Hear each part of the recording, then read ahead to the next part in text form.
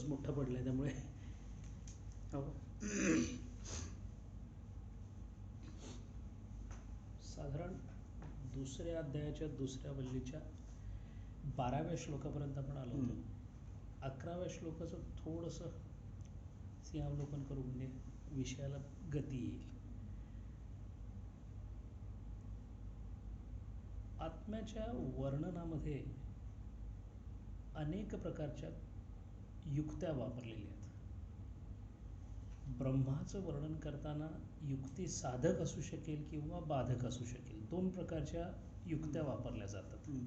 एकामध्ये तो कशापासूनही वेगळा नाही असं सांगितलं जातं आणि दुसऱ्यामध्ये तो सगळ्यांपासून वेगळा आहे असंही सांगितलं जातं. दोन्ही मार्गाने एकच सत्य प्रस्थापित करायचं आहे की अंतिम तत्व या सगळ्या लोक्य म्हणजे ज्या ज्या अनुभवांच्या कक्षा आहेत त्या त्या अनुभवांच्या अंतिम कक्षेपर्यंत जे जे काही होतं त्या त्या मागे केवळ एकमेव तत्व आहे. प्रश्न फक्त असा उरतो की ज्या तत्वाला त्या तत्वाच्या पोटी ज्या ज्या जी जी कार्य घडतात त्या कार्यामध्ये कोणताही रस नसताना त्याच्याकडे कर्तृत्व न जाता त्याच्या अभावामध्ये कर्तृत्व होणं शक्य नसून सुद्धा तो कर्तृत्व स्वतःकडे कसं घेऊ शकत नाही हा एक ब्रह्मावर किंवा अद्वैतावर द्वैती लोकांनी केलेला आरोप आहे. आणि या आरोपाचं खंडन करताना वेदांमध्ये उपनिषदांमध्ये गीतेमध्ये आणि ब्रह्मसूत्रांमध्ये परत परत आत्म्याच्या वर्णनामध्ये हा एक महत्त्वाचा आरोप खोडून काढण्याचा प्रयत्न झाला आहे. त्यापैकी या आरोपाबद्दलचीच किंवा बद्दलचाच हा मंत्र आहे. सुदैवानं आपण 13व्या अध्यायाचा परामर्श घेतला शुक्रवारी. त्यामध्ये सुद्धा 13वा अध्याय संपताना जीवाचं वर्णन, जगताचं वर्णन, जगदीशाचं वर्णन, जीव आणि जगदीशाचा संबंध आणि जगताचे भ्रांती एवढी एकदा प्रस्थापित झाली तरीसुद्धा शेवटी त्या अध्यायाचं असं सांगायला लागलं की हे सगळं इतकं होऊन सुद्धा आत्म्यावर कोणत्याही प्रकारच्या कर्तृत्व भोक्तृत्वाचा लेप लागत नाही. तेच या मंत्रामध्ये असं सांगितलं की सूर्य तथा सर्व लोकस्य चक्षुः न लिप्यते चाक्षुषैहि बाह्य दोषैहि. सूर्याला आपल्या नेत्राला प्रकाश प्रदान केल्यामुळे त्या चक्षुंनी जे जे पाहिलं त्या पाहिल्या गेलेल्या दोषांचा ज्या प्रकाशाने त्याला उद्दीपित केलं त्या प्रकाशावर कोणत्याही प्रकारचा लेप किंवा दोष लागत नाही. चक्षुदोष किंवा वस्तुदोष असे 2 दोष शास्त्रामध्ये सांगितलेले आहेत. वरवर पाहता डोळ्यांनी दिसणाऱ्या कोणत्याही गोष्टी त्या शौच असोत किंवा अशौच असोत या दोन्हीचाही लेप इंद्रियाला तर नाहीच नाही कारण ते जडच आहे. पण त्या इंद्रियाच्या मागे ज्याने ते प्रकाशभूत केलं त्या सूर्याला त्याबद्दल कोणत्याही प्रकारच्या कोण विचार त्याच्या खिजगंतीत सुद्धा नाही. हा त्याचा वरवरचा विचार झाला. अंतस्थ विचार असा आहे की बाहेर होत असणाऱ्या कोणत्याही वृत्तीबदलांमध्ये दोष वृत्तीबदलांमुळे येतो. एखाद्या बाहेरून आलेल्या इंद्रिय गोचर अनुभवाला तो सुयोग्य की अयोग्य, तो अनुकूल की प्रतिकूल, तो हवा हवासा वाटावा की हवा नको असा वाटावा या सगळ्या गोष्टी ज्या आहेत त्या बाह्य दोषांमध्ये अंतर्भूत आहेत. आणि जेव्हा दूषित दृष्टी होते आणि दूषित दृष्टी होणे म्हणजेच जे जसं दिसतं त्याबद्दलचं काहीतरी मत तयार होणे आणि मतांबद्दल जर मतांतराबद्दल जर बोलावं तर ते त्याबद्दलच्या असणाऱ्या वृत्ती इतक्या उफाळून आणि इतक्या असंख्य प्रकारच्या असू शकतात की एकच गोष्ट ज्याला सुखावं वाटते ती दुसऱ्याला दुःखावं वाटू शकते. जी मला सुखावं वाटली ती कालांतरानं मलाच दुःखावं वाटू शकते. अशा प्रकारचं माझ्या वृत्तीच्या बदलामधले दोष आहेत त्यालाच बाह्य दोष असं म्हटलेलं आहे. मग हे बाह्य दोष जे आहेत ते बाह्य दोषसुद्धा प्रकाशन करण्याचं काम करणारा जो प्रकाश आहे जसा सूर्याच्या प्रकाशाने एखादी वस्तू प्रकाशित होते तसं अंतस्थ मला होत असलेल्या वृत्तींमधून होणाऱ्या ज्ञानाचा जो प्रकाशक आहे त्याला त्या प्रकाशनाबद्दल कोणताही लेप किंवा दोष लागत नाही. आणि म्हणून दुसऱ्या ओळीत मंत्र असा म्हणतो, एकस्तथा सर्व भूतांतरात्मा न लिप्यते लोक दुःखेन बाह्य.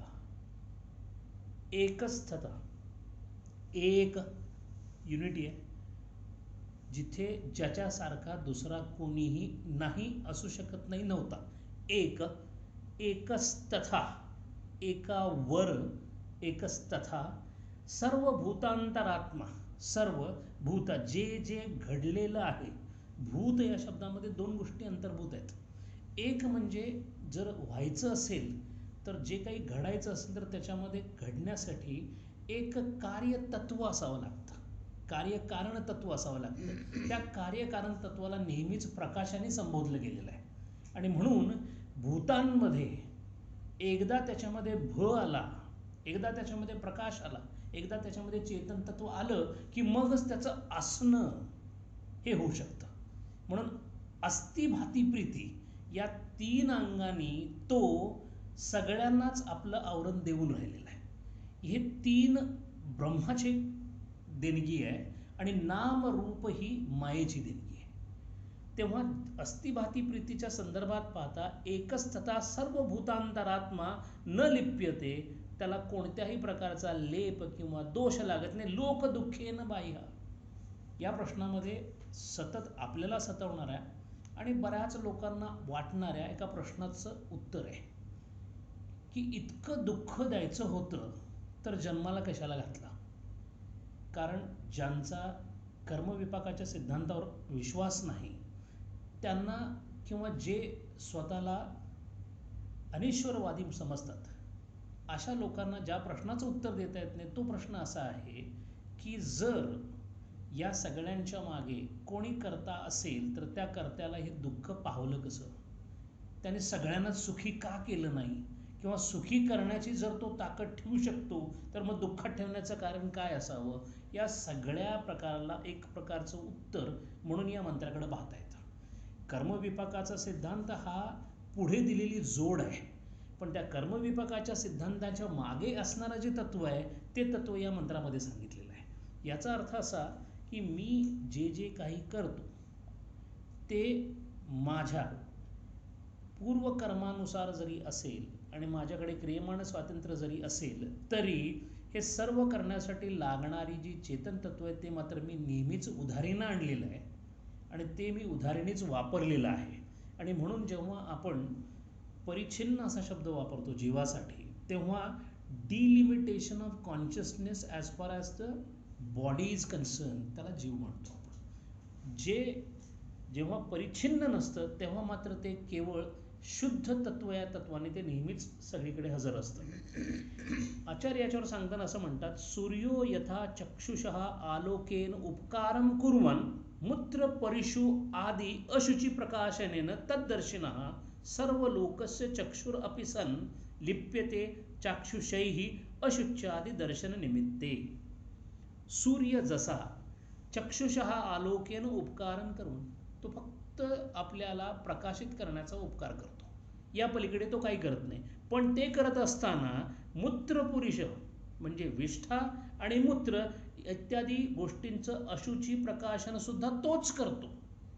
तद्दर्शिनः सर्व लोकस्य चक्षुर अपि सन् लिप्यते चाक्षुषः अशुच्यादि दर्शनानिमित्ते आध्यात्मिकैहि पाप दोषे बाह्य शुच्च अशुच्च आदी संसर्ग दोषे. असा संसर्ग दोष सूर्याला लागत नाही, शुच्च आणि अशुच्च. त्याचप्रमाणे संसारामध्ये संसरती इति संसारः, जो नेहमी पुढे पुढे पुढे पुढे जात राहतो तो संसार. जोपर्यंत मी पुढे पुढे जात राहिलो, किंबहुना माझं त्या पुढे जाण्यापासून अजूनपर्यंत मुक्ती नाही, तोपर्यंत त्या संसारामध्ये मला होत असणारी सर्व काही अनुभव, ज्या अनुभवांचं एक मोठं वर्गीकरण सुख आणि दुःख या 2च भागात करता येईल, अशा पद्धतीने जर केलं तर जे जे येणारे अनुभव आहेत ते किंवा सुखदुःखांचे जे फेरे आहेत ते, हे दोन्हीही त्या परब्रह्माला किंवा त्या आत्मतत्वाला लागू शकत नाही. एकः सन् सर्वभूतांतरात्मा न लिप्यते लोकदुःखेन बाह्यः. लोको हि, आता मग असं का, याचं उत्तर पुढं आचार्य असं देतात, लोको हि अविद्यया स्व आत्मनि अध्यस्थया काम कर्मोद्भवम दुःखम अनुभवती. लोको ही लोकांनाच आत्म्यावर असणाऱ्या अविद्येच्या आभासामुळे काम्य कर्मामुळे उद्भवणारे दुःख अनुभवावे लागते. दुःख का होते याचं उत्तर इथं आहे. दुःखाचं उत्तर हे माझ्या प्रारब्धामध्ये जरूर आहे, पण मुळात मी प्रारब्ध का घडवलं? प्रारब्ध घडलं नसतं तर आता मला ते भोगावं लागलं नसतं आणि माझ्या भोगवशामध्ये दुःख आलं नसतं. पण मुळात प्रारब्धवशात सुद्धा का होईना, त्याच्या मागच्या का जन्मात होईना, पण हे कार्य माझ्याकडून असं झालंच का? त्याचं उत्तर असं आहे की ते कार्य होत असताना अविद्येच्या पोटी आणि अविद्येचा पुत्र म्हणून जेव्हा माझ्या पोटी अहंकार जन्माला आला, तेव्हा ज्या होत असलेल्या गोष्टींची कर्तृत्वता मी माझ्याकडे घेतल्यासारखं मला वाटलं आणि या अज्ञानापोटी, या अविद्येपोटी जे कर्म माझ्या हातून झालं त्या कर्माची फळं मला भोगावी लागली. आणि म्हणून आचार्य असं म्हणतात, त्यांचा हा अत्यंत आवडता शब्द आहे, ते नेहमी असं म्हणतात की काम कर्मोद्भव, ती शृंखला आहे. काम तिथे डिझायर आहे, इच्छा आहे, इच्छेपोटी कर्म, आणि कर्म आणि इच्छा या दोन्ही गोष्टी झाल्या तर या दोन्ही शक्तींचा मूळ तिथे आहे. कारण इच्छाशक्ती त्याचीच आहे, कार्यशक्ती त्याचीच आहे, त्या शक्तीला आणि त्या शक्तीचा अखंड स्रोत चालू आहे. त्यामुळे त्या शक्तीला आवाहन केल्याबरोबर इच्छाशक्ती सुद्धा त्याला मिळते, कार्यशक्ती सुद्धा त्याला मिळते, आणि या दोन्हींचा सदुपयोग किंवा दुरुपयोग जसा होईल त्या प्रमाणामध्ये पाप पुण्य किंवा सुख दुःख यानुसार हे गाडं चालू राहतं. अद्वैताचा याच्या मागचा भूमिका अशी आहे की जे काही होतंय ते बरं आहे की वाईट आहे, ते सदुपयोगी की आहे की दुरुपयोगी आहे, हे ज्या संसारामध्ये मी जीव म्हणून वावरतो त्या संसारामध्ये तुलनात्मक अर्थाने घेतलं जातं. अद्वैताच्या दृष्टीने जर पाहिलं, त्या कडेला जर पाहिलं आणि या नदीच्या तीरावर जर पाहिलं तर दोन्हीही तितकीच चुकीची आहेत. आता मला जेव्हा मी माझ्या मनामधला मल काढण्यासाठी सद्विचार करायला लागतो तेव्हा मल आहे म्हणून सद्विचार आहे. जीवनमुक्ताच्या विचारांच्या प्रवाहामध्ये या दोन्ही नाही स्थान नाही आहे. म्हणून जीवनमुक्त हे उपकार करतायत असं आपल्याला वाटतं, त्याचं कारण मला अपकाराची सवय आहे. जीवनमुक्ताच्या दृष्टीतून जर पाहिलं तर त्याच्या दृष्टीने काहीच झालेलं नाही, काही घडलेलंच नाही. आणि म्हणून अजातवादाच्या तीरावर जी लोक आहेत, जे असे काही थोडे पुण्यवान आत्मे आहेत की ज्यांना अजातवाद हा पचला, विचारसागर रसामध्ये साखरे महाराज स्वतः म्हणतात की अशी लोकच विरळी आहेत. एखाद्या गौडपादांना अजातवाद हा जन्मतः कळून गेला असं जर असेल तर सगळंच स्वप्नवत वाटेल. पण या उलट ज्या पद्धतीच्या वृत्ती आपल्याकडे तयार होतील, ती चांगली असेल व वाईट असेल, या सगळ्याच वृत्त्यांना थांबवून जेव्हा तिथं थांबवलं तेव्हाच त्याचं मिलन आहे. सायुज्यतेमध्ये वृत्ती शून्यता अपेक्षित आहे, आणि वृत्ती शून्यता जर व्हायची असेल तर शुच्च अशुच्च आदी संसर्ग दोष या दोन्हींचाही दोष आत्म्याला नाही आहे. त्यामुळे केव्हा प्रश्न असा पडतो, मग असं जर असेल तर मग कर्मशुद्धी आणि उपासना का सांगितली असावी? प्रश्न फक्त इतकाच आहे की सुरुवातीला जे असंग आहे ते सोडून या प्रवासाला निघावं.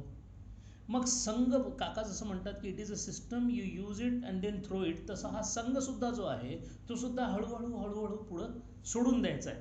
म्हणून केवळ साधनेच्या दृष्टीनं पहिले काही टप्पे लक्षात यावेत म्हणून विरोधाभासी वाटणाऱ्या काही कर्मांमध्ये कर्मशुद्धीचा आणि मग उपासनेचा, कारण ज्याच्या वृत्ती उठायच्या बंद झाल्या त्याला उपासनेची गरजच राहत नाही, आणि ज्याचं कर्मशुद्ध आहे त्याला कर्मामधली मलिनता काढून घेण्याचं काही कारणच उरत नाही. पण हे जोपर्यंत होत नाही तोपर्यंत क्रमप्राप्त या दोन गोष्टी करून आल्यानंतर, आणि मग म्हणून हे मुळात कठोपनिषद हे आत्मज्ञानाचं वर्णन आहे. त्यामुळे या गोष्टी झालेल्या आहेत असं गृहीत धरून ऐकणारा नचिकेत आहे, सांगणारे यमराज आहेत, धर्मराज आहेत, दोघेही साधन चतुष्ट संपन्न आहेत.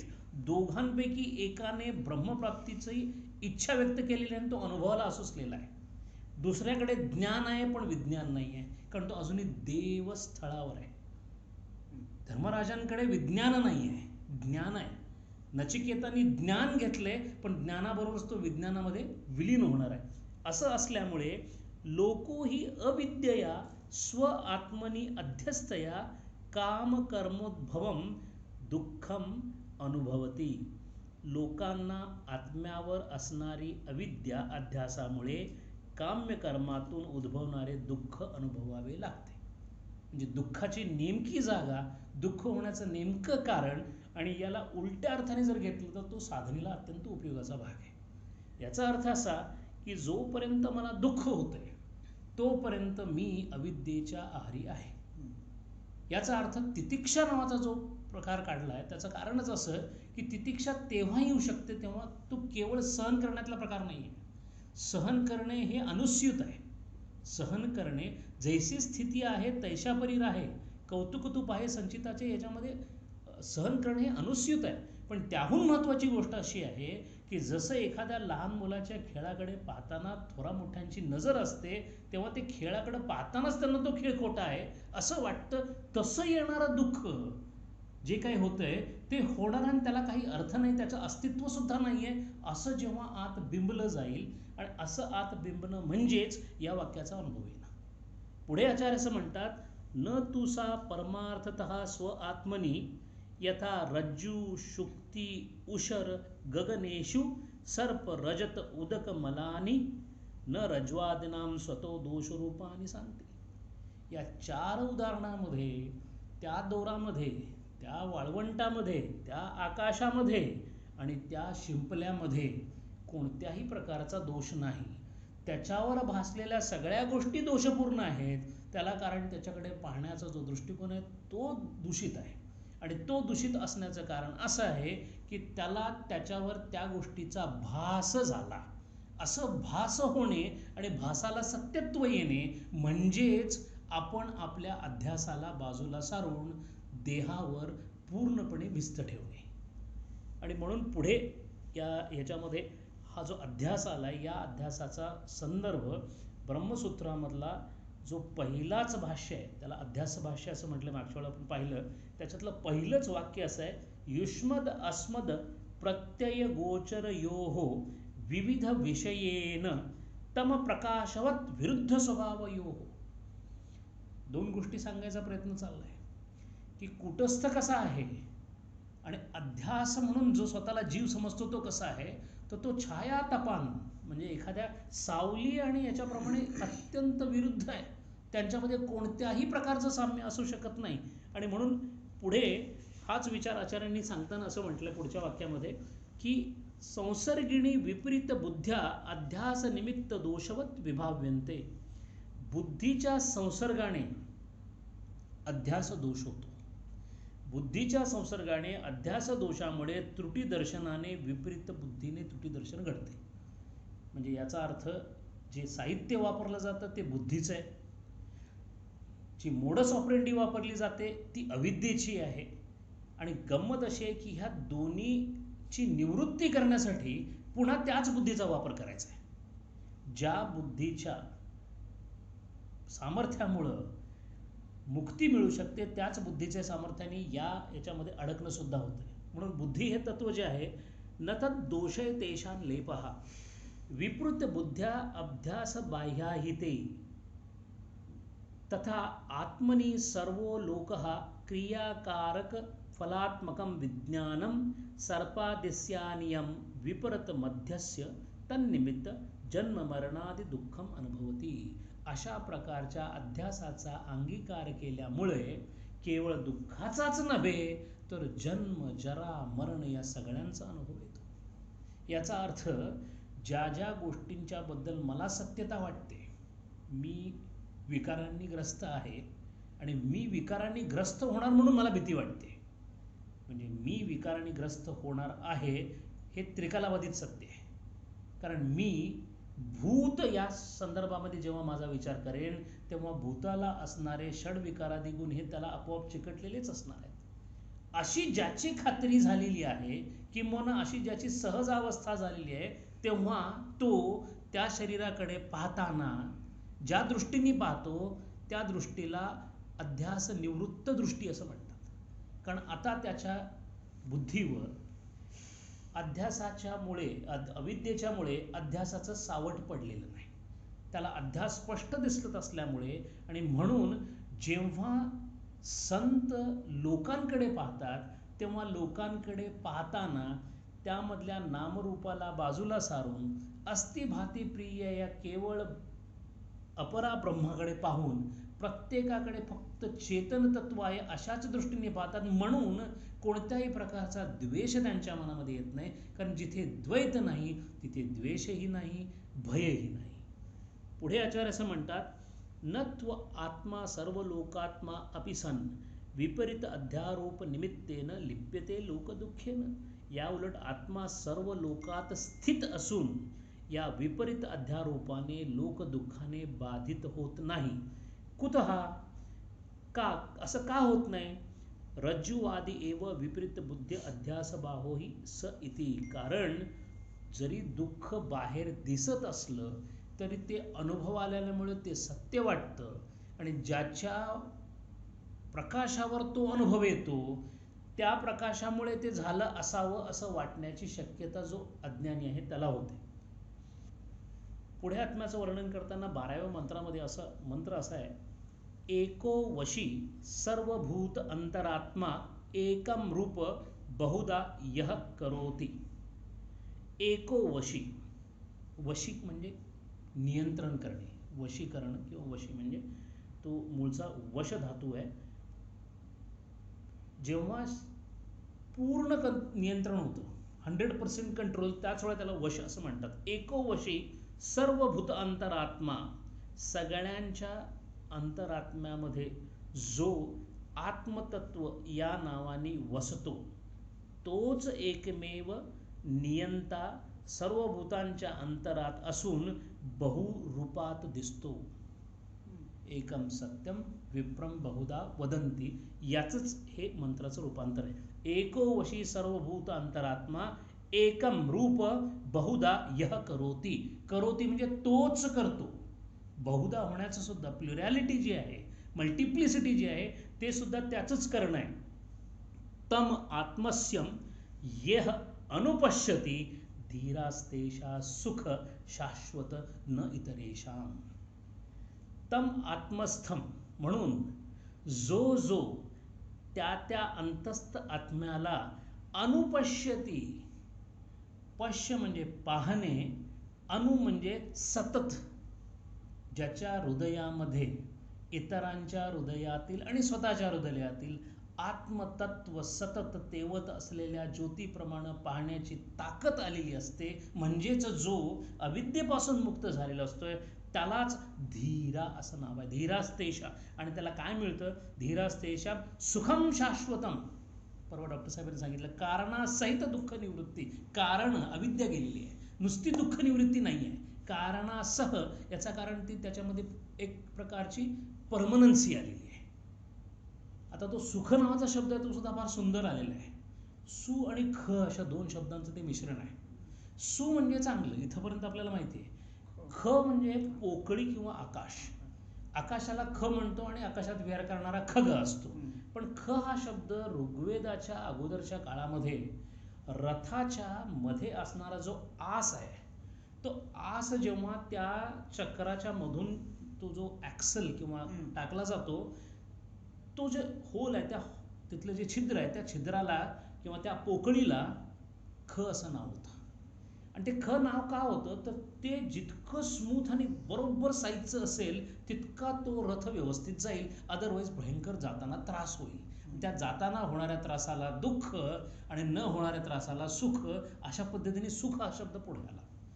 पुढे तत्वज्ञानामध्ये त्याच खला पोकळी, स्पेस, आकाश असं करून गेलं आणि त्याचाच जो ज्याला रूपक म्हणतो अशा पद्धतीने इथं असा वापर केला गेला की सुख म्हणजे ज्याचं त्या पोकळीमध्ये असणार, कारण संपूर्ण रथाचं अस्तित्व हे त्या केवळ ॲक्सलवर असतं. तो व्यवस्थित तर त्या रथाचा प्रवास व्यवस्थित, आणि तो व्यवस्थित ठेवणे म्हणजे हे जाणणे की या संसाररूपी रथाचा जो बरोबर नेमका मनका आहे तो ज्याच्या हातामध्ये व्यवस्थित गवसला आणि ज्यांनी तिथे व्यवस्थित आपली काळजी घेतली त्याचा संसार हा अत्यंत व्यवस्थित, कोणत्याही प्रकारची हालचाल न होता, म्हणजेच दुःख विरहित, आणि मग सुख आता केवळ म्हणायचं म्हणून सुख, कारण सुखाच्याच अवस्थेमध्ये तो असेल, अशा प्रकारे सुख हा शब्द आलेला आहे. तम आत्मस्यम ये अनुपश्यती धीरास्तेषा सुख शाश्वतम न इतरेशम, असं जे विचार करत नाहीत त्यांना कधीही आयुष्यामध्ये कारणासह दुःख निवृत्ती होणे शक्य नाही. आचार्य इथं असं म्हणतात, सही परमेश्वरः सर्वगतः स्वतंत्र एको न तत्सम अधिको वा अन्य अस्ति. परमेश्वराचं वर्णन चाललंय, नियंत्याचं वर्णन आहे. सही परमेश्वरः सर्वगतः, सर्वगतः सगळ्यांच्याकडे गेलेला आहे.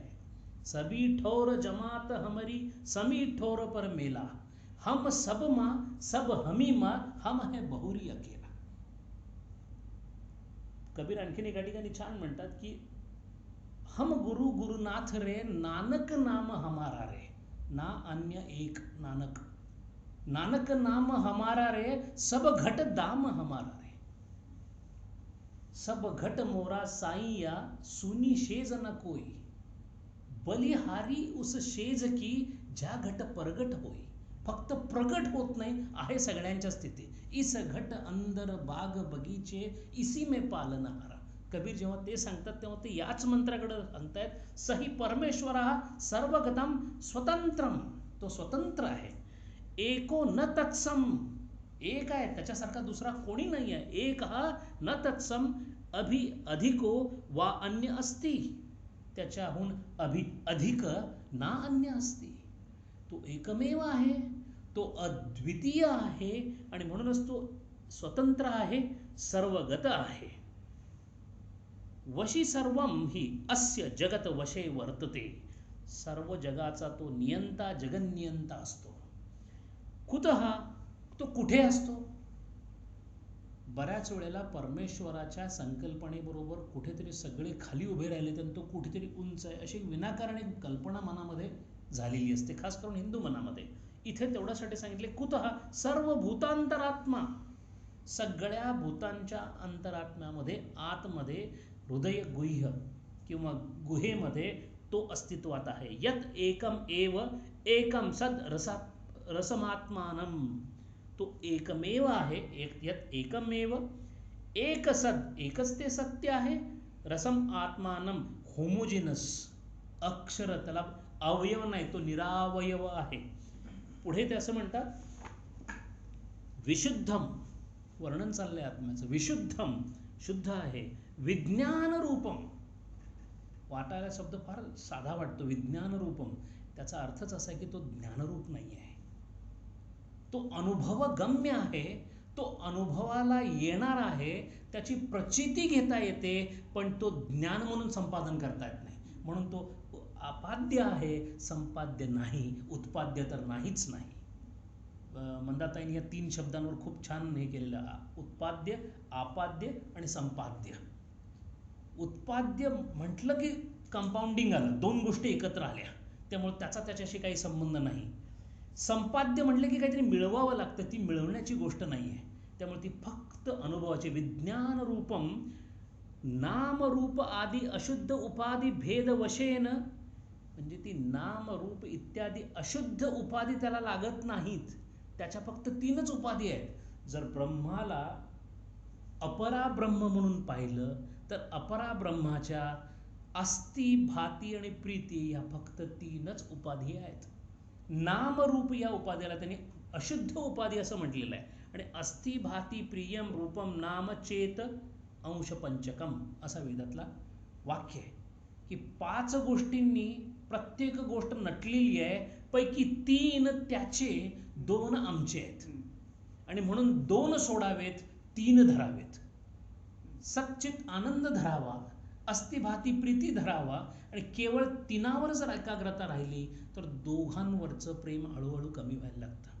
आणि नामरूपावर असणारं प्रेम हीच खरी काम कर्म या शृंखलेची सुरुवात आहे. पुढे ते असं म्हणतात, बहुधा अनेक प्रकार यह करोति स्व आत्मसत्ता मात्रेन अचिंत्य शक्तित्वात. बहुधा अनेक प्रकारे यः करोति, तो अत्यंत अनेक प्रकारच्या वेगळ्या वेगळ्या ज्या बुद्धीला सुद्धा गम्य नाही आहेत अशा प्रकारामध्ये तो अवतरू शकतो. कर्तुम अन्यथा कर्तुम अशी शक्ती असणारा तो, जिच्याच्या अध्यस्थावर माया काम करते, जिच्या पेटाऱ्यातून काय निघेल हे अजूनही सांगता येत नाही, अशी जी गोष्ट आहे असं असून सुद्धा त्याचं वर्णन मात्र कसं आहे, अचिंत्य शक्तित्वात, म्हणून केवळ तो विचाराने मिळणार नाही. महत्वाचा विषय आहे तो. विचारांनी केवळ प्रचिती येऊ शकत नाही, म्हणून विचारांनी प्रगल्भ असणाऱ्या समर्थांना साधना करावी लागली, विचारांनी प्रगल्भ असणाऱ्या सगळ्या संतांना साधना करावी लागली. आणि जेव्हा आत्मप्रचिती आल्यानंतर आत्मप्रचिती समोर म्हणजे चिन्मयानंद स्वामी खूप सुंदर सांगतात, इंटेलिजंट असू शकाल, इंटेलिजन्स त्याचा आहे. You may be intelligent, but intelligence and its experience is a completely different thing. तम आत्मस्य स्वशरीर हृदयाकाशे बुद्धौ चैतन्य अकारेण अभिव्यक्तम इत्यतम. जे आत्मतत्व जे आपल्या आत आहे ते स्वतःच्या शरीर हृदय आकाशात, आता इथे जे शब्द वापरलाय हृदयाकाश म्हणून, हृदयाकाश हा हृदय आकाश असा शब्द नाही आहे, हृदयाकाश असा शब्द आहे. काश म्हणजे चमकणे, आणि म्हणून आकाशाला सुद्धा जे काश म्हटलंय, काशी नगरी जी आहे त्याचं नाव काशी नगरी पडण्याचं कारण आहे की जी ज्ञानाने चमकते, जिथे ज्ञानाचा प्रादुर्भाव आहे त्याला काशी किंवा काश्य, काश्यती इथे काशीही असं त्याचं वर्णन आहे. आणि हृदयाकाश, आणि हृदयाकाश म्हणजे ह्या हृदयाचा इथल्या हृदयाशी काही संबंध नाही. इथे जेव्हा जेव्हा हृदय म्हटलं तिथे तिथे बुद्धी उवा, म्हणजे बुद्धी या सत्वगुणाच्या सूक्ष्म तत्वाच्या आतल्या बाजूला सतत तेवत असणारा, सतत प्रकाशित होणारा हृदयाकाश जे आहे तिथे त्याचं अस्तित्व आहे. तम आत्मस्य स्वशरीर हृदयाकाशे बुद्धौ चैतन्य अकारण अभिव्यक्तम इत्येतत्. पुढे असा मंत्र आचार्य सांगतात, नहि शरीरस्य आधारत्व आत्मनः. महत्वाचा विचार आहे, शरीर आत्म्याचा आधार नाही, शरीर आत्म्याचा, नाही शरीरस्य आधारतत्व आत्मनः. याचाच अर्थ असा आहे की वर्ल्ड इज इन माइंड और mind is in the world. जग मनात आहे की मन जगात आहे? जग मनात आहे. आणि हा विचार सांगण्यासाठी त्यांनी असं सांगितलं की नाही शरीरस्य आधारत्व आत्मना आकाशवत. त्याचं कारण काय आहे? का शरीर त्याचा आधार नाही आहे? कारण ते आकाशवत आहे, म्हणजे त्याच्या विस्ताराला मर्यादा नाही. अमूर्तत्वात, अमूर्त आहे, त्याला फिजिकल कुठलीही कॅरेक्टरिस्टिक लागू पडू शकत नाही. आदर्शस्थ मुखम इति यद्वत. आदर्श म्हणजे आरसा. आदर्श हा शब्द आपण जो वापरतो की आपल्यापुढे काहीतरी आदर्श असला पाहिजे, आदर्श म्हणजे आरसा. आणि त्याचं कारण म्हणजे साधा शब्द आहे आदर्श. आ म्हणजे सतत, दर्श म्हणजे दाखवणे, जे सतत आपल्याला दाखवतं. आरसा दाखवतो नेहमी गेल्या गेल्या, म्हणून त्याला आरसा म्हणतात. पण आदर्श म्हणजे जिथे आपली प्रतिमा, जो मी खरा आतला आहे, जो जिथं मला दिसतो, त्याला आदर्शस्थ मुखम इति यद्वत. ते माझं. म्हणून एका सुफी संतांनी फार सुंदर वर्णन केलंय, मैं ख्याल हूं किसी और का, मुझे सोचता कोई और है. मी त्याचा विचार आहे, त्या अपरा ब्रह्मापासून मी आलोय. मुझे सोचता कोई और है, मी स्वतःला शरीर समजतोय. सरे आईना मेरा अक्स है, आरशात दिसणारं माझं प्रतिबिंब मला माझं वाटतंय.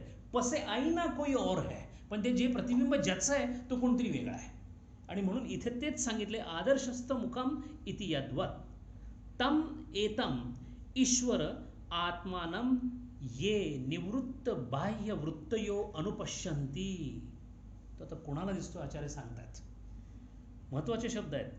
तम एतम ईश्वर आत्मानम ये, जो निवृत्त बाह्य वृत्तयो, ज्यांनी बाहेर जाणाऱ्या वृत्तींना निवृत्त केलेलं आहे.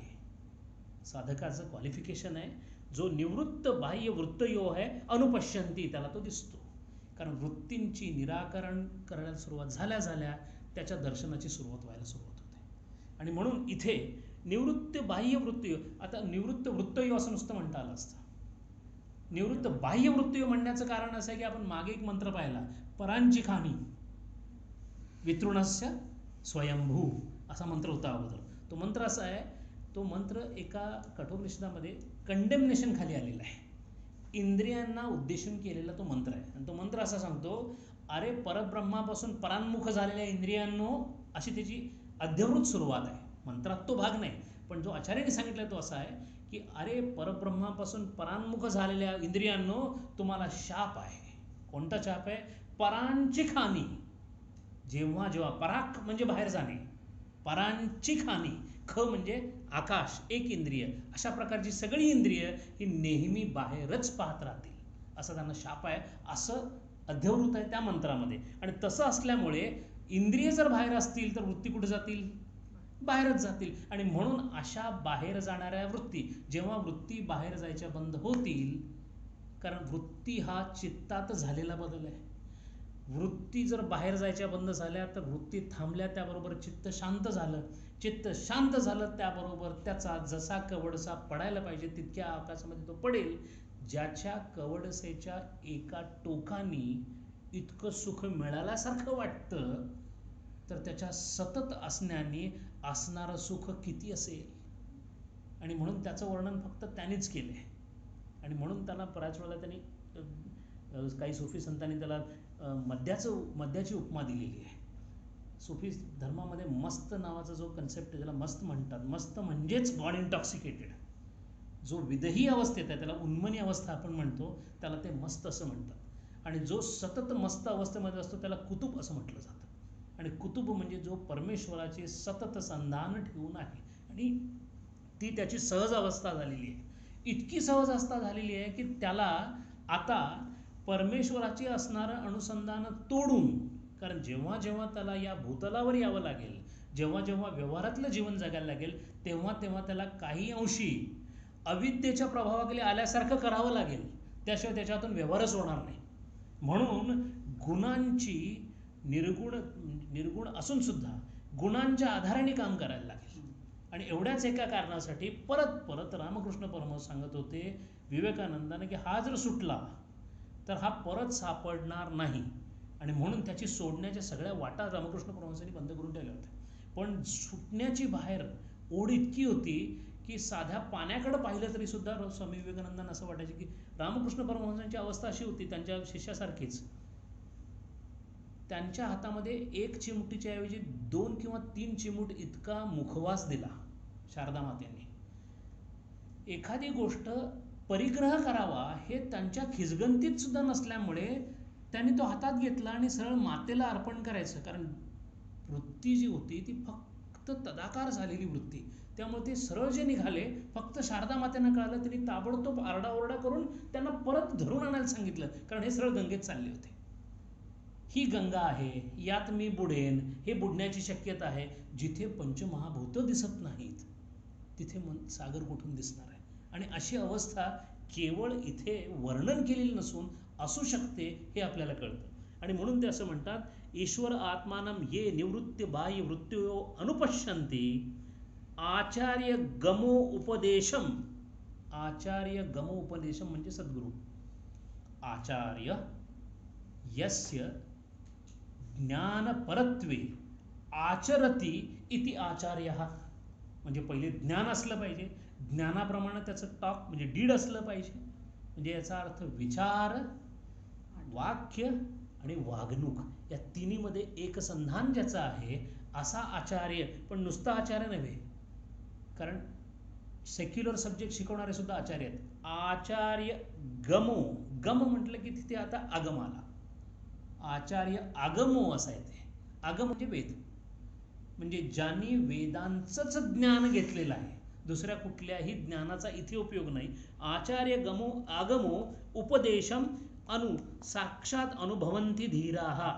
आणि म्हणून अशा आचार्यांकडून उपदेश घेऊन स्वतःच्या बाहेर जाणाऱ्या वृत्तींना निवृत्त करून जे सतत अनुपश्यती, सतत त्या तत्वाचं आधारण करतात, अवधारण करतात, त्यांना धीर असं म्हटलं जातं. आणि म्हणून विवेकी नस्त तेषा असा जो विवेकी धीर आहे, विवेकी नस्त म्हणजे ज्याच्याकडे विवेक हा स्थायी भाव झालेला आहे, विवेकी नस्त तेषा परमेश्वर भूतानां शाश्वतम नित्यम सुखम आत्मानंद लक्षणम भवती न इतरेषाम आता दुसऱ्यांचं वर्णन चाललंय, न इतरेषाम बाह्यासक्त बुद्धीनाम, एक आहे निवृत्ती बाह्यवृत्ती, एक आहे बाह्यासक्त बुद्धीनाम अविवेकानाम स्व आत्मभूतम अपि अविद्या व्यवधानात. अविद्या हे व्यवधान आहे, इंटरप्शन. जोपर्यंत अविद्या आहे तोपर्यंत हे व्यवधान राहणार आहे. पुढे 13वा मंत्र आहे, नित्या अनित्यानां चेतन चेतनानां एको बहुनां यो विदधाति कामान. आत्म्याचं वर्णन चाललेलं आहे. अनित्यामध्ये जे नित्य, सगळं अनित्य आहे, त्याच्यामध्ये एकच नित्य तत्व आहे. नित्या अनित्यानाम, अनित्यामध्ये जे नित्य, चेतन चेतनानां, सर्व प्रकारच्या चेतनांमध्ये जे चेतन तत्व आहे, कॉन्शियसनेस ऑफ ऑल कॉन्शियसनेस, चेतन चेतनानां एको बहुनाम, एक असून सुद्धा जो बहु दिसतो, एको बहुनाम यो विदधाति कामान, असा जो असून कामेच्छा पूर्ण करण्यासाठी जो उपयोगी आहे. आता इथे विदधाति कामान, विदधाति म्हणजे फुलफिल, कामान म्हणजे डिझायर, ज्या ज्या इच्छा पूर्ण करण्यासाठी जो मदत करतो, जो अनित्यामध्ये नित्य आहे, जो सगळ्या चेतनांमधलं मूळ चेतन तत्व आहे आणि जो इच्छा पूर्ण करण्यासाठी उपयोग करतो, असं ते आत्मतत्व असून तम आत्मस्थ यह अनुपश्यन्ति धीरा तेषां शांती शाश्वती न इतरेषाम. पहिल्या मंत्रामध्ये असा जो धीर पुरुष आहे त्याला सुख मिळतं असं सांगितलंय, आणि काकाने सांगितल्याप्रमाणे सुख आणि शांती ह्या एकाच नाण्याच्या दोन बाजू आहेत. काकांचं पहिलं लेक्चर शारजामध्ये देव या विषयावर झालं होतं, तिथे त्यांनी हे सांगितलेलं वाक्य. तुमच्याकडे शांती असेल तर आनंद किंवा सुख आहेच आहे, किंवा सुख असेल तर शांती आहे, हे अनुस्यूत आहे, गृहीत धरायला हरकत नाही. आणि म्हणून दोन वेगवेगळे मंत्र सांगितलेत. दोन मंत्रांमध्ये पहिली ओळ वेगळी आहे, दुसऱ्या ओळीमध्ये मात्र पहिल्या ह्याच्यात सांगितलं सुख मिळेल ते शाश्वत असेल, आणि शांती मिळेल ती सुद्धा शाश्वत असेल. शाश्वत न इतरेषाम. आचार्य असं म्हणतात या मंत्रावर भाष्य करताना, नित्य अविनाशी अनित्यानां विनाशिनां. नित्य अविनाशी असून अनित्य विनाशी आहे. कशा प्रकारचा विनाश आहे आचार्य सांगतायत की जे जे कार्य आहे ते ते कारणामध्ये निवृत्त होईल. याचा अर्थ प्रत्येक होत असलेलं कार्य हे कोणत्या तरी कारणामुळे आहे, त्या कारणाचा विलय, कार्याचा विलय कारणात, ते जे कारण आत्ता कारण वाटतं ते कशाचं तरी आणखीन कार्य असेल, त्यामुळे त्याचा कुठल्या तरी कारणात, आणि हे जेव्हा रिव्हर्स रिग्रेशन मागे मागे मागे मागे मागे जेव्हा जाईल तेव्हा एका अशा मुद्द्यावर थांबेल, आता त्याला कारण असं काही नाहीये. म्हणून कॉजलेस कॉज किंवा कॉज ऑफ ऑल कॉजेस ज्याला म्हणतात, असा जो आहे तो हा असा असल्यामुळे तो नित्य अविनाशी आहे. चेतन अचेतनानां चेतयितृणा ब्रह्मदिनानां. अचेतनातील चेतना ब्रह्म इत्यादी. हा जो ब्रह्म इथं शब्द वापरतो ब्रह्मदेवाबद्दल वापरलेला आहे, म्हणजे ब्रह्मदेवापासून सगळ्या प्राण्यांना चेतना पुरवणारा. अग्निनिमित्तम इव दाहकत्वम. उदाहरण दिलं, रूपक दिलंय. अग्नीमध्ये दाहकता असते. अग्निनिमित्तम इव दाहकत्वम अग्निनाम उदकादिनाम. त्याच अग्नीने जेव्हा पाणी उकळलं जातं तेव्हा त्या पाण्यामध्ये परत दाहकता येते. म्हणजे ती दाहकता अग्नीमध्ये होतीच, अग्नीने ती परत पाण्याला दिली. हे जसं एकामेकाला देणं आहे तसंच चेतन तत्व सर्वत्र आत्मचैतन्य निमित्तम इव चेतायुत्वम. जसं हा अग्नी आपली दाहकता देत देत पुढे जातो, तद्वत चेतन तत्व सगळ्या भूतांना आपली चैतन्य देत देत पुढे जातं. किंच मोरोवर स सर्वज्ञः सर्वेश्वरः कामिनां संसारिणां कर्मानुरूपं कामान् कर्मफलानि स्व अनुग्रह निमित्ताश्च कामान्य एको बहुनाम अनेकेषाम् अनायासेन विदधाति प्रयच्छतीत एतत्.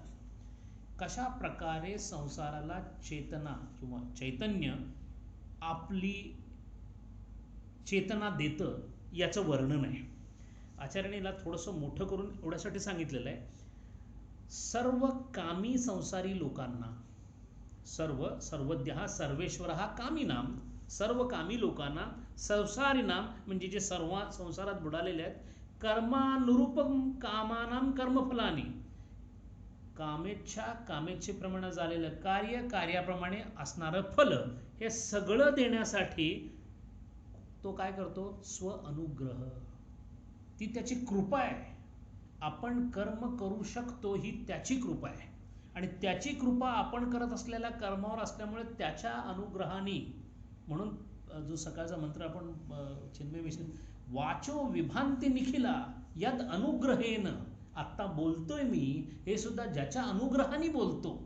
म्हणजे तिथे सुद्धा त्याचा अनुग्रह. स्व अनुग्रह निमित्ताश्च कामान एको बहुनाम अनेकशाम अनायसेन, प्रयत्नरहित करतो तो.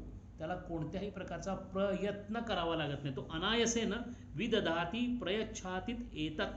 अशा प्रकारे तो सर्व जगताला त्यांच्या त्यांच्या इच्छानुसार त्यांचं कर्म करून त्या कर्मानुसार त्यांना त्याचं फल मिळावं म्हणून सगळी व्यवस्था अनायसे करतो, असं त्याचा अर्थ आहे.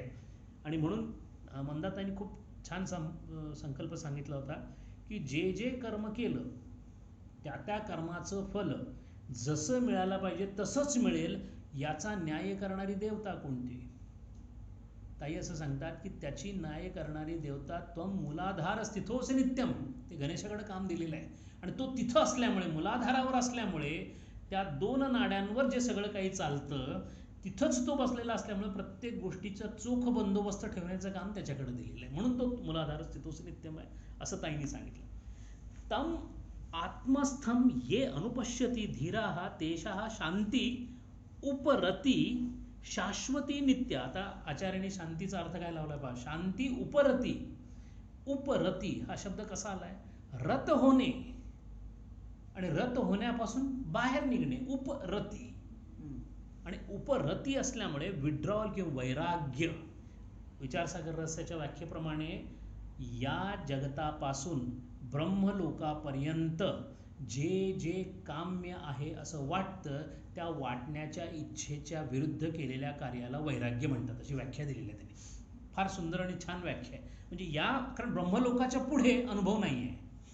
म्हणजे लोक्यते इति लोकः, माझ्या अनुभव कक्षेमध्ये जेवढं काही येऊ शकेल त्याबद्दल मला वाटणारी आपुलकी म्हणजे वैराग्याच्या विरुद्ध आहे. त्याचं असणं वैराग्याच्या विरुद्ध नाही आहे. आणि म्हणून तम आत्मस्थम ये अनुपश्यती धीराः, असं जे आत्मतत्व जो सतत आपल्या मनामध्ये ठेवतो त्याचं नावच धीर असं दिलेलं आहे. आणि धीरा म्हणण्याचं कारण त्यात धी आहे. चिन्मयानंदाने याच्यावर फार चांगली कोटी पण केलेली आहे. धी हवी आहे म्हणतात ते. प्रॉब्लेम कुठे होतो? बुद्धी आल्यामुळे होतो. ते बू म्हणतात, बू म्हणजे बुद्धू. धी पाहिजे आणि जी धी लागते ती धी याची धी आहे. बुद्धी म्हणजे इंटेलिजंट असं ते म्हणतात. आणि ज्याला इंटेलिजन्स कळाला तो धीर.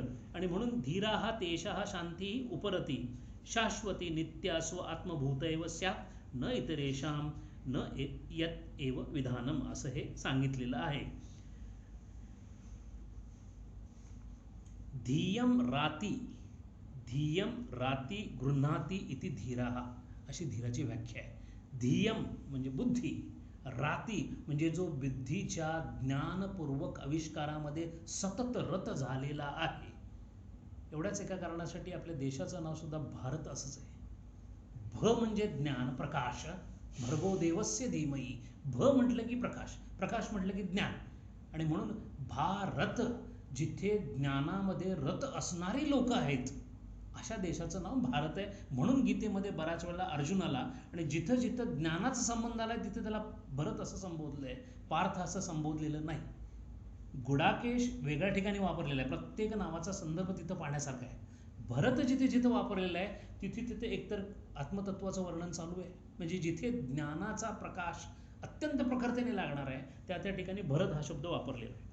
आचार्य पुढचा 14वा मंत्र आहे, तद एतद इति मन्यते अनिर्देशम परमसुखम कथम नु तद विजानीया किमु भाती विभाती वा. हा बहुतेक आचार्याने सांगितल्याप्रमाणे नचिकेताचे उद्गार असावेत. आता नचिकेताला यमराजाने धर्मराजाने हे सगळं सांगितल्यानंतर त्याला आता असं वाटायला लागलं की मला त्या आत्मतत्वाचा आविष्कार पाहायला मिळेल की नाही, म्हणून त्या संदर्भाने त्याच्यामध्ये एक वंडरमेंटचा मूड आहे, एक थोडी शंका आणि थोडं आश्चर्य असं मिश्रित असलेला हा श्लोक. तद एतद इति इति मन्यते, तद एतद म्हणजे तो ब्रह्मानंद इथे आहे असं म्हणतात. तद एतद इति मन्यते, मन्यते म्हणजे अशी मान्यता आहे असं म्हणतात. अनिर्देशम परमम सुखम, तो अपार अवर्णनीय आनंदाचा पुतळा आहे किंवा आनंदाचा घण आहे असं म्हणतात. अनिर्देशम त्याच्याबद्दल काहीही सांगता येत, निर्देश करता येत नाही, ज्याची दिशा सांगता येत नाही. आणि दिशा सांगणे, कारण दिशा ही संकल्पना जी आहे, दिक आणि काल अशी दोन संकल्पना आहेत वेदांमध्ये. दिक ही संकल्पना कशी आहे, काल मर्यादेची संकल्पना आहे, दिक दिक एखाद्या दिशेची संकल्पना आहे. आणि त्याला कुठल्या तरी चतुसूत्रीत बांधायचं म्हणजे त्याला एखाद्या ठिकाणी आपल्याला नेमकं ठेवता येतं, म्हणून दिशांचा वापर होतो. आणि म्हणून एक सुफी संताचं फार चांगलं कवन आहे. कधी कधी असं वाटतं की त्यांनी बहुतेक अद्वैताचा अभ्यास केला असावा, निश्चित केला असावा. ते असं म्हणतात की चली समते गैब से एक हवा. समते गैब म्हणजे काय, गायब असणारी दिशा. आपल्याला माहीत असणाऱ्या सगळ्या ज्या दिशा आहेत त्यापेक्षा गायब असणाऱ्या दिशेमध्ये तो आहे, अशी ती संकल्पना आहे. चली समते गैब से एक हवा के चमन सुरूर का जल गया. चमन सुरूर का म्हणजे त्यांनी दिलेल्या अष्टधा प्रकृती जळून गेल्या. मगर एक शाख निहाले दिल म्हणजे हृदय हुआ. फक्त त्याचं माझ्यामध्ये असणारं जे कुटस्थ होतं, मगर एक शाख निहाले दिल जो हरी थी वो हरी रही. तेवढंच फक्त तो माझं शिल्लक राहिलं, असं तो स्वतःच्या आत्मतत्वाबद्दल आत्मप्रचितीबद्दल बोलतोय. आणि म्हणून इथे कथम नु तद विजानीय, मला ते कसं कळेल. विजानीय म्हणजे विज्ञान या शब्दाचा रूप बदल आहे, विजानीय. कथम नु तद विजानीय किमु भाती विभाती वा, मला कळेल की नाही कळेल असा मंत्र आहे तो, की मला कळेल की नाही कळेल. आचार्य याच्यावर बोलताना असं म्हणतात, आपल्याकडे इवन बोलवताना सुद्धा संस्कृतमध्ये भो महाशय असं म्हणतात. भो महाशय, हा भो सुद्धा त्यातनं आलेला आहे. हो ज्ञानी माणसा, म्हणजे तो ज्ञानी आहे कारण तो सच्चित आनंद आहे, म्हणजे तो ज्ञान स्वरूप आहे असं ग्रहित धरून त्याच्या नामरूपाला बाजूला सारून सगळ्यांना भो म्हणण्याची जी प्रथा आहे, साधू आणि भो हे दोन शब्द संस्कृतमध्ये त्या अर्थाने वापरले जातात. आचार्य असं म्हणतात भाष्यामध्ये, एतद आत्मविज्ञानम सुखम अनिर्देशम निर्देष्टुम अशक्यम परमं प्रकृष्टम प्राकृत पुरुष वाङ्मनसयोः गोचरम अपि सन्नि वृत्तैषण ये ब्राह्मणास्ते यत् एतत् प्रत्यक्षम एव इति मन्यते. अशक्यम परमं प्रकृष्टम, प्राकृत पुरुष, कुणाला तो कळतो, ज्याला ते आत्मतत्व कळतं त्याला संस्कृत माणूस असं म्हणतात. असं का म्हणावं, कारण सुसंस्कृत असा शब्द आपण वापरतो. ज्याच्यावर संस्कार व्यवस्थित झालेले आहेत, संस्कार होणे म्हणजे त्याच्यामध्ये बदल होणे, जो संस्कारित झालेला आहे. आणि कशामुळे संस्कारित, की ज्याला अविद्येची कशी फोड करावी याचे ज्ञान मिळालेलं आहे, ज्याच्यावर असे संस्कार झालेले आहेत आणि असा संस्कार झालेला जो आहे त्याला संस्कृत असं म्हणतात. किंबहुना असं ज्या भाषेमध्ये सांगितलं जातं त्या भाषेला संस्कृत असं म्हणतात, संस्कारित. आणि असा जो नसतो तो प्राकृत असतो. आणि म्हणून त्याने असं म्हटलेलं आहे की जो परमप्रकृष्ट आहे, प्राकृत पुरुष वाङ्मनसयोः गोचरम, असंस्कृत लोकांना वाचा मनानी तो समजत नाही. या उलट सुसंस्कृत लोक ज्यांच्या ईशाना निवृत्त झालेल्या आहेत, सन्निवृत्तैषणा, ईशाना म्हणजे त्या तीन इच्छा, सगळ्या इच्छांचं वर्गीकरण करून एक मंत्र जो बनलाय तो असा आहे की पुत्रेशनायाः लोकेशनायाश्च वित्तेशनायाश्च व्युत्थाय ब्रह्मचर्यं चरन्ति, असा तो पूर्ण मंत्र आहे. 3 प्रकारच्या ईशना ज्याच्या गेलेल्या आहेत, व्युत्थाय म्हणजे उखडून टाकणे, यात सगळ्या ज्यांनी सोडून दिलेल्या आहेत, ब्रह्मचर्यं चरन्ति असा जो आहे तोच केवळ ब्रह्मचर्यम म्हणजे जो ब्रह्माच्या जवळ किंवा ब्रह्मनिष्ठ किंवा ब्रह्मामध्ये स्थित झालेला आहे. आणि असं असण्याचं कारण सन्निवृत्तेशना ये ब्राह्मण असते, असा जो विद्वान ज्यांनी आपल्या ईशना संपवलेल्या आहेत, यात एतत् प्रत्यक्षम एव इति मन्यते, तो मात्र असं म्हणतो की ब्रह्म इथेच आहे. आणि जो प्राकृत आहे तो मात्र वाचा मन यातून कुठेतरी पकडण्याचा प्रयत्न करतो, त्याला ते कदापिही समजत नाही. म्हणून जो श्रवण मनन निदिध्यासनाने युक्त असणारा वेदाभ्यास करतो त्याला सुसंस्कृत किंवा संस्कृत असं म्हणतात, असं भाष्यामध्ये दिलेलं आहे. पुढे आचार्य असं म्हणतात, इति आत्मबुद्धी विषयम उपपादयेयम तथा निवृत्तैषणा यतयः. या आत्मबुद्धी विषयाचं मी कसे मिळवू किंवा ही ईशना कशी निवृत्त करू, किमु तद भाती दीप्यते, माझ्यावर तो प्रकाश कधी पडेल, प्रकाशात्मक यत् तद इत अस्मत् बुद्धी, माझ्या बुद्धीमध्ये ती गोचरत्वेन विभाती विस्पष्ट दृष्टते किंवा नेती. मला माझ्या बुद्धीमध्ये बहुतेक नचिकेताचा हा प्रश्न आहे की माझ्या बुद्धीमध्ये खरोखरच त्याचा तो जो प्रकाश आहे तो पडेल का, मला हे आत्मतत्व कळेल का. आणि पुढे असं म्हणतात आचार्य भाष्यामध्ये, अत्र उत्तरम इदम भातीच इति कथम. इथे याचं उत्तर हेच आहे की हो दिसू शकेल, कसे ते पुढच्या मंत्रामध्ये सांगितलं. आचार्यांनी मंत्र छान पद्धतीने जोडलेले आहेत. 15वा मंत्र असा आहे, न तत्र सूर्यो भाती न चंद्र तारकम न इमा विद्युतो भांती कुतो अयम अग्निः. त्या ब्रह्मामध्ये सूर्य प्रकाशू शकत नाही. वर्णन चाललंय ब्रह्माचं, आत्म्याचं. न तत्र सूर्यो भाती, भा म्हणजे परत प्रकाश देणे, सूर्य तिथे प्रकाश देऊ शकत नाही. न चंद्र तारकम, चंद्र तारका देऊ शकत नाहीत. न इमा विद्युतो, वीज एक नसते, अनेक असतात, विद्युत म्हणजे वीज, अनेक असल्यामुळे इमा, न इमा विद्युतो भांती कुतो अयम अग्निः. जर यांच्या असा असेल तर त्या अग्नीचा काय पाड असणार आहे, त्याचा असून तेज किती असणार आहे. तम इवम भांतम. आता हा शब्द, हा जो मंत्र आहे, हा मंत्र मुंडक उपनिषदातल्या कस्मिन भगवो विज्ञाते सर्वं विद्यम विज्ञातो भवतीच्या जवळच आहे. तम इव भांतम अनुभाती सर्व तस्य भासा सर्वम इदम विभाती. या सर्व वस्तू त्या ब्रह्म प्रकाशावर प्रकाशतात, त्या प्रकाशानेच सर्व काही उजळून निघालेलं आहे. चेतन तत्वाचं वर्णन आहे. तम इवम भांतम अनुभाती, तुझ्यामुळेच अनुभव येतो. आणि अनुभव येणे, परत तो शब्द तसाच आहे. अनु म्हणजे सतत, भ म्हणजे परत प्रकाश, परत ज्ञान. जेव्हा जेव्हा एखाद्या गोष्टीचं ज्ञान होतं तेव्हा तेव्हा त्याचा अनुभव आला असं होतं. आणि तो अनुभव सुद्धा अनुभाती सर्व तस्य भासा सर्वम इदम विभाती, त्याच्यामुळे सर्व काही उजळून किंवा सर्व काही ज्ञात होतं. हा मंत्र दीप प्रज्वलन करताना सुद्धा म्हटला जातो. दीप प्रज्वलनाचे जे 4-5 मंत्र आहेत त्यापैकी हा एक मंत्र आहे. आणि हा मंत्र म्हणण्याचं कारण आपल्याकडे दीपाला असणारं महत्त्व, ज्योतीला असणारं महत्त्व, आपल्याकडे सतत ज्योती, सतत सूर्य यांचं परत परत येणारं वर्णन, कारण या सगळ्यांचं समानाधिकरण बुद्धीबरोबर केलेलं आहे, बुद्धीच्या प्रकाशाबरोबर केलेलं आहे. आणि म्हणून बृहदारण्यक उपनिषदामध्ये ज्योतिर्ब्राह्मणम नावाचं एक म्हणजे प्रकरण आहे, ब्राह्मण प्रकरण आहे. त्या प्रकरणामध्ये याज्ञवल्क्य आणि जनकांमधला संवाद आहे. तो संवाद ते एकश्लोकी व्रत जे शंकराचार्यांचं आहे तसाच साधारण आहे. भानुमानेहम किम दृष्टित्वम तसाच आहे, फक्त थोडासा त्याच्यामध्ये बदल आहे. त्याच्यामध्ये याज्ञवल्क्य जनकाला विचारतात, दिसतं कशामुळे?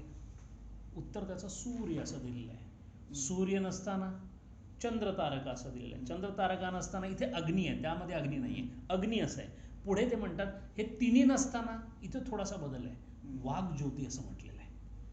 जर एखाद्या निबिड अरण्यामध्ये रात्रीच्या वेळी मी असेन जिथे सूर्यही नसेल, चंद्र तारकाही नसतील आणि अग्नीही नसेल तरी मला ज्ञान होईल. तर कशामुळे होईल? कोणीतरी केलेल्या आवाजाने होईल. आणि आवाजाने म्हणजे वाघ, आणि म्हणून त्यांनी असं म्हटलेलं आहे वाघ ज्योती. तशीच माझी त्याच वेळेला बाकीची इंद्रिय सुद्धा काम करत असतील, कारण कुठून आवाज आला याच्यासाठी माझा कान काम करेल. त्यातल्या त्यात मी त्याचा वास काही येतो काय पाहायला, म्हणजे माझी पंचेंद्रिय त्यावेळेला मला मदत करतील. म्हणजे मला जेव्हा काही बाहेरची मदत असणार नाही त्यावेळेला माझ्या इंद्रियांनी मला ज्ञान होऊ शकेल. मग तो पुढे विचारतो की तेही बंद असतील तर? मग तो म्हणतो मला बुद्धीने ज्ञान होईल. आणि मग समजा बुद्धीसुद्धा नसेल तर कोणाला ज्ञान होतं? आणि तिथं त्याचं असं उत्तर आहे की आभास मात्रम हृद अंतर ज्योती असं त्याचं नाव दिलेलं आहे. आणि त्यालाच चैतन्य किंवा स्वयं ज्योती असं म्हटलेलं आहे. किम ज्योती अयम पुरुषः असं त्या प्रश्नाचं उत्तर आहे की या पुरुषांमध्ये म्हणजे भूतामध्ये कोणती ज्योती आहे की ज्याच्यामुळे सगळं कळतं. आणि त्याचं उत्तर देताना हा क्रम आहे, त्याला ज्योतिर्ब्राह्मण असं म्हटलेलं आहे. आचार्य या मंत्राच्या भाष्यामध्ये असं म्हणतात, न तत्र तस्मिन् स्व आत्मभूते ब्रह्मणी सर्व अवभासकः अपि सूर्यो भाति तद ब्रह्म न प्रकाशयात इति अर्थः. स्वतःच्या अंतरात असणारा ब्रह्म सर्व वस्तूंचे प्रकाशन करतो, पण ज्याप्रमाणे सूर्य प्रकाशतो तसे ब्रह्म प्रकाशत नाही. त्याला उपमा जरी सूर्याची दिलेली असेल तर त्याप्रमाणे प्रकाशत नाही. मग कसं होतं? तथा न चंद्र तारका न इमा विद्युतो भांती कुतः अयम अस्मत् दृष्टिगोचर अग्नी. चंद्र तारका आणि विजा सुद्धा प्रकाशत नाहीत त्याच्यामुळे, तर मग बाकी दिसणाऱ्या अग्नीसारख्या गोष्टींचा काय पाड? किंबहुना, व्हॉट टू से, किंबहुना म्हणजे काय सांगावे? किंबहुना यद इदम अधिकम सर्व भाती ततम एव परमेश्वरम भांतम दीप्यमानम अनुभाती अनुदीप्यते. जे जे काही जाणीवेच्या कक्षेत येते ते ते त्या परमेश्वराच्या प्रकाशाने ज्योतीने उजळून निघते. किंबहुना जे त्याच्या ज्योतीने उजळून निघते त्याला अनुभव म्हणतात. जे जे त्याच्या ज्योतीने उजळून निघते त्याला अनुभव म्हणतात. यथा जल हा उल्मुकात आदि अग्निसंयोगात अग्निदहंतम अनुदहती न स्वतः तद्वत तस्य इव भासा दीप्त्या सर्वम इदम सूर्यादि विभाती. जसे पाणी किंवा मशाल इत्यादी वस्तू अग्नीच्या संयोगाने जळतात. मशालीला स्वतःचं अस्तित्व नाही, पण अग्नी केल्यामुळे मशाल पेटते. तद्वत पाण्याला स्वतःचं कोणती दाहकता नाही, पण अग्नीमुळे त्याला अग्निसंयोगात अग्निदहंतम त्याला दाहकता येते. अनुदहती न स्वतः तद्वत स्वतः जळू शकत नाही, त्याप्रमाणे चैतन्यामुळे सूर्य इत्यादी सर्व कळतात. म्हणून त्यांच्या सर्वांच्या प्रकाशनामध्ये चैतन्य तत्वाचा वापर होतो. यत एव तदेव ब्रह्म भातीच विभातीच. तेच ते ब्रह्म प्रकाशते विविधतेने प्रकाशते. ते प्रकाशते विविधतेने प्रकाशते. याचा अर्थ जेवढी प्लुरॅलिटी आहे, जितकी असंख्यता आहे, जितकी वैविध्यता आहे, त्या सगळ्या वैविध्यतेमध्ये ते असल्यामुळे त्या ब्रह्माचं अस्तित्व त्याच प्रकारामध्ये त्याच प्रपोर्शनमध्ये सगळ्या वस्तूंच्या ठिकाणी आहे. कार्यगतेन विविधेन भासा. कार्याच्या विविधतेमुळे आपल्याला ते वेगळं वेगळं दिसतं. कार्यगतेन विविधेन भासा तस्य ब्रह्मणो भारूपत्व स्वतः अवगम्यते. गमतीचा भाग असा आहे की ते सर्व कार्यांना आपली ताकद दिल्यामुळे सर्व भूतांना जे जे काही कळतं असं वाटतं ते त्याच्यामुळे होतं. त्याचबरोबर तो स्वतःलाही जाणतो. ओम नमोजी आद्या जय जय स्वसंवेद्या. ज्याचं ज्ञान रूप हे स्थिती असल्यामुळे तो स्वतःलाच जाणतो. दाह आदिनाम अन्य अवभासकत्वात अदर्शनात भासन रूपानांच आदित्य आदिनाम तद्दर्शनात. घट आणि इत्यादी अदर वस्तू प्रकाशताना दिसत नाहीत. सूर्य चंद्र तारका इतरांना प्रकाशू शकतात, पण या प्रकाशनामध्ये आणि त्याच्या प्रकाशनामध्ये असणारा फरक म्हणजे त्याचं असणारं त्रिकालाबाधित अस्तित्व सर्व भूतांमध्ये. आणि इथे या ज्योतिर्ब्राह्मणाचा थोडासा संदर्भ देऊन ही दुसरी वल्ली इथं संपते. याच्या पुढे तिसरी वल्ली आहे. तिसरी वल्ली परत आत्मतत्वावरच आहे. फरक फक्त इतकाच आहे, कठोपनिषद कदाचित विवेकानंदांना इतकं आवडण्याचं कारण असं असेल की ज्या ऋषींनी याची रचना केलेली आहे, कठ ऋषी असं म्हणतात, पण त्यांनी रचना केलेली आहे, त्यांनी प्रत्येक वल्लीची सुरुवात करताना थोडंसं ड्रॅमॅटिक किंवा अशी केलेली आहे. म्हणून बऱ्याच ठिकाणी आचार्य लोकांनी भाष्य करताना असं म्हटलंय की ते उत्तम कवीही असला पाहिजे.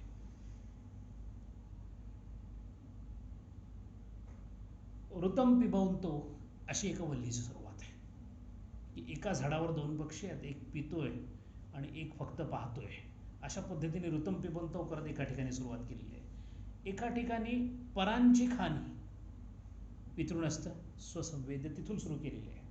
तिसऱ्या एका वल्लीमध्ये एका पुराची उपमा दिलेली आहे, एका गावाची उपमा दिलेली आहे. 11 दरवाजे असणारं एक शरीर अशी काहीतरी संकल्पना केलेली आहे. आणि आता शेवटच्या वल्लीमध्ये एक वेगळी उपमा गेलेली आहे आणि ती उपमा आहे अश्वत्थ वृक्षाची, जी गीतेमध्ये पण आहे. पण इथे आचार्यांनी गीतेमध्ये तर त्याचा वर्णन आलेला आहे, त्याचा तिथे सुद्धा आचार्यांचंच भाष्य आहे. पण इथले भाष्य करताना या संकल्पनेला काय एवढं महत्त्व दिलं गेलं असावं तेही आपल्याला थोडंसं कळतं. तृतीया वल्लीचे 3 महत्त्वाच्या गोष्टी आचार्य इथं सांगताना दिसतात. म्हणजे या वल्लीचा मुख्य हेतू असा आहे की कार्याकडून कारणाकडे जायचं आहे.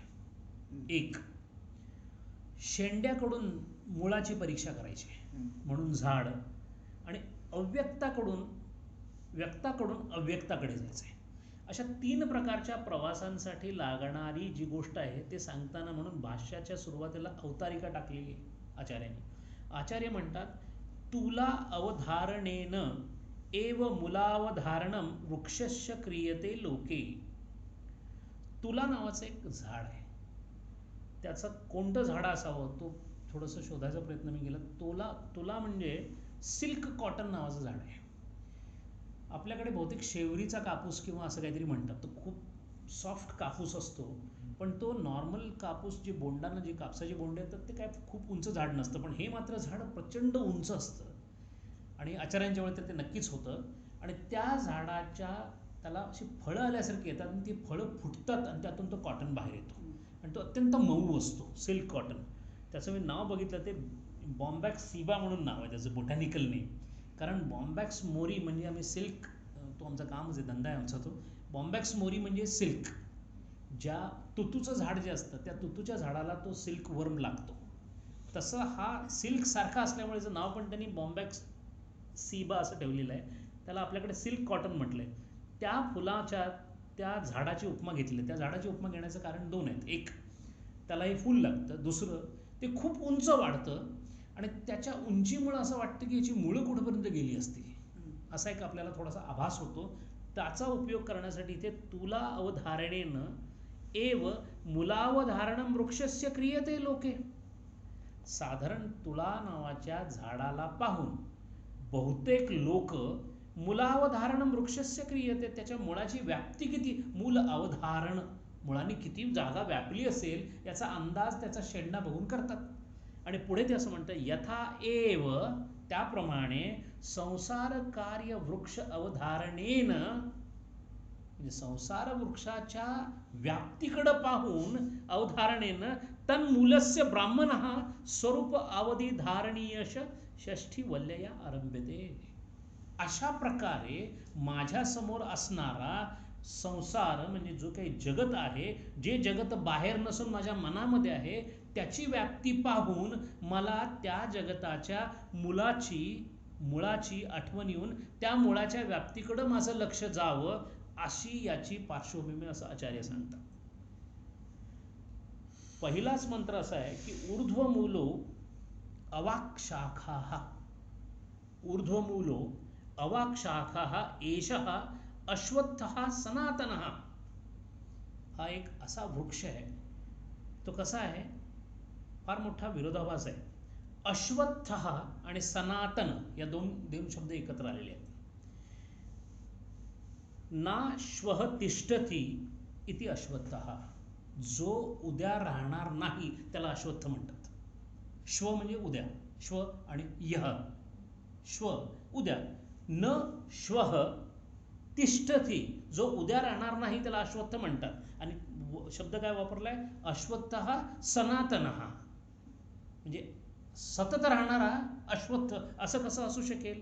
आणि इथेच ऊर्ध्वमूलो अवाक शाखा एषः अश्वत्थः सनातनः.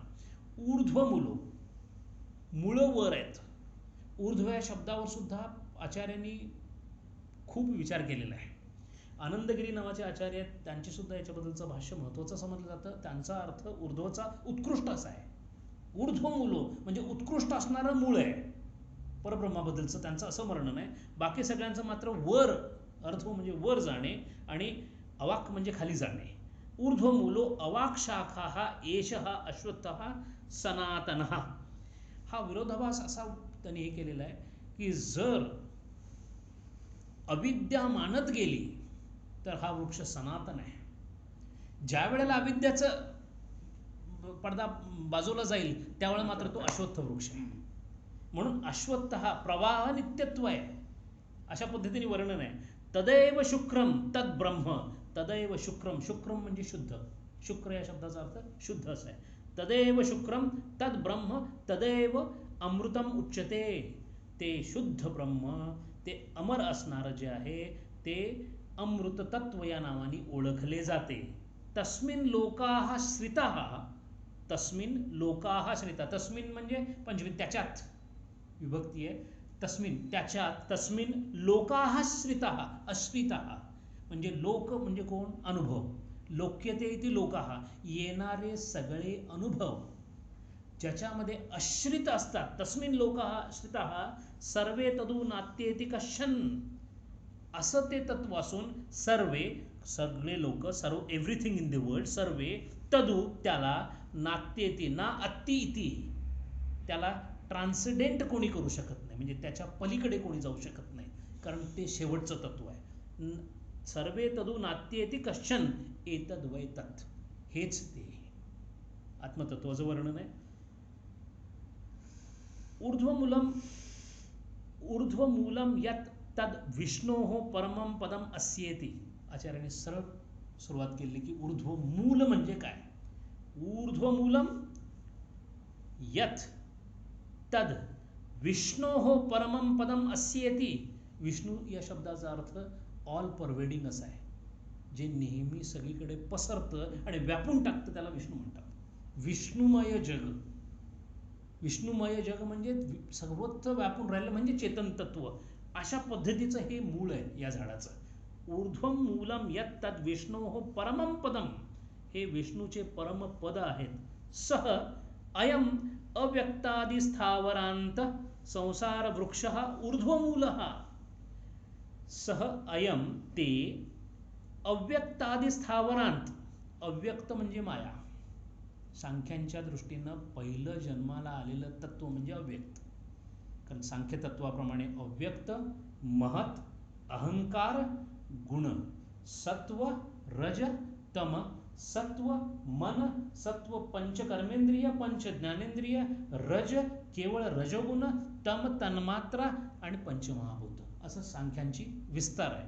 या सांख्यांच्या विस्तारामधला जो महत्त्वाचा भाग आहे तो असा आहे की अव्यक्त म्हणजे सगळ्यात पहिल्यांदा जेव्हा अध्यस्थाखाली जे काही जन्माला आलं, जेव्हा ब्रह्म एकटंच होतं त्यावेळेला काहीच नव्हतं, पण ब्रह्माच्या अध्यस्थाखाली जेव्हा पहिली गोष्ट आली तिला अव्यक्त किंवा माया असं म्हणतो, फर्स्ट बॉर्न, ते अव्यक्त. स अय्यम अव्यक्तादि स्थावरांत, तिथं पासून स्थावर अंत, स्थावर आणि जंगम, जंगम म्हणजे जे चेतना सुस्पष्ट दाखवू शकतात, स्थावर म्हणजे अजिबातच दाखवू शकत नाहीत, म्हणजे जिथे चेतनेच्या आविष्काराचा अंत होतो, अंत म्हणजे ते त्याच गोष्टीमध्ये तेवढ्याच प्रमाणाने असतं, फक्त ते प्रकट होत नाही, अशा सगळ्या मोठ्या या पूर्ण व्यवहारामध्ये स अयम अव्यक्तादि स्थावरांत संसार वृक्ष ऊर्ध्वमूलः, असा हा संसार वृक्ष आहे. आणि हा तो कसा आहे? ऊर्ध्वमूलः. वृक्षस्य वृश्चनात्. आता किती एक एक उपमा घेताना किती विचार केलेला आहे. वृक्षाची उपमा घेण्याचा आणखी अश्वत्थ का घेतला तर तो उद्या राहील की नाही सांगता येत नाही, पण राहतो मात्र भरपूर, सनातन. दुसरी गोष्ट वृक्ष का घेतलं? आचार्यांनी सांगितलंय वृक्षस्य वृश्चनात्, इंग्रजीमध्ये रेक नावाचा शब्द आहे, WRECK. एखादं जहाज जेव्हा एखाद्या खडकाला आढळतं तेव्हा त्याचे जे काय होतं त्याला शिप रेक असं म्हणतात. तसं तद्वत वृक्ष हा शब्द जो आहे तो वृश्चन या शब्दापासून आलेला आहे. वृश्चन म्हणजे अशा प्रकारे नष्ट होणे. म्हणून हा वृक्ष जसा एखाद्या या बोटीला किंवा याला ज्याचे तुकडे होऊन संपून जातो तशा पद्धतीने वृक्ष जाऊ शकतो. म्हणूनच त्याचं नाव वृक्षते इति वृक्ष हा असा आहे.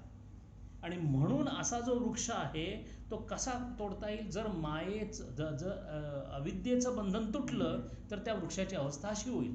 आणि म्हणून जन्म जरा मरण शोकादि अनेक अनर्थात्मक प्रतिक्षणम अन्यथा स्वभावो माया मरिच्छ उदक गंधर्व नगरीवत दृष्ट नष्ट स्वरूपात अवसानेच वृक्षवत अभावात्मक कंदली स्तंभवत निस्सारो. इथे पहिल्यांदा आचार्यांनी जे वाक्य वापरलेलं आहे 6 ओळींचं वाक्य आहे. एकच वाक्य आचार्य 6 ओळी आणि हे सगळं फक्त ते वर्णन करतायत. आणि वर्णन करताना अलंकारामधले अलंकार पाहायला गेलं तर एका भाष्यकाराने केवळ अलंकारावर एक 4-5 शब्द 4-5 ओळी घातलेल्या आहेत. त्यांचं असं म्हणणं आहे की आचार्य लिहिताना नकळत अलंकार असे वापरतात. सुरुवात केली आहे आत्म अनात्म तत्वानी.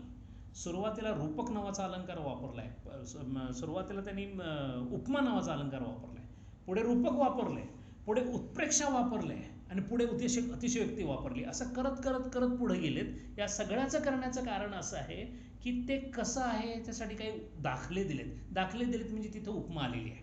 पुढे पुढे त्यांनी काय केलं की दाखल्यांना एवढं महत्त्व दिलंय की तो वाघासारखा होता त्याच्याऐवजी वाघच तो होता. असं करत करत ते पुढे गेलेत. ते पाहण्यासारखे. जन्म जरा मरण शोकादि अनेक अनार्थात्मक प्रतिक्षणम अन्यथा स्वभाव. कसा आहे संसार वृक्ष त्याचं वर्णन चाललंय. पहिली गोष्ट संसार वृक्षाची लक्षात ठेवण्याची, जन्म जरा मरण शोक. सिद्धार्थ गौतम बुद्धांना हे पहिलंच पटल्यामुळे बाकीचं वाचावं लागलं नाही. जन्म जरा मरण शोकादि अनेक अनर्थात्मक. म्हणून सारखं त्याला चिन्मय स्वामी काय म्हणतात की unholy wedding which has given rise to filthy and monstrous child असं म्हणतात. ते जीव हा फिल्थी अँड मॉन्स्ट्रस असं त्यांचं मत आहे.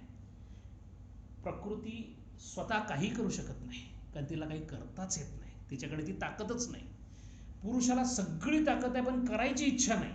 आणि असा ज्याच्याकडे आहे पण करायची इच्छा नाही, ज्याच्याकडे करायची इच्छा आहे पण करू शकत नाही, असे जेव्हा एकत्र येतात त्याला त्यांनी अनहोली वेडलॉक असं म्हटलंय.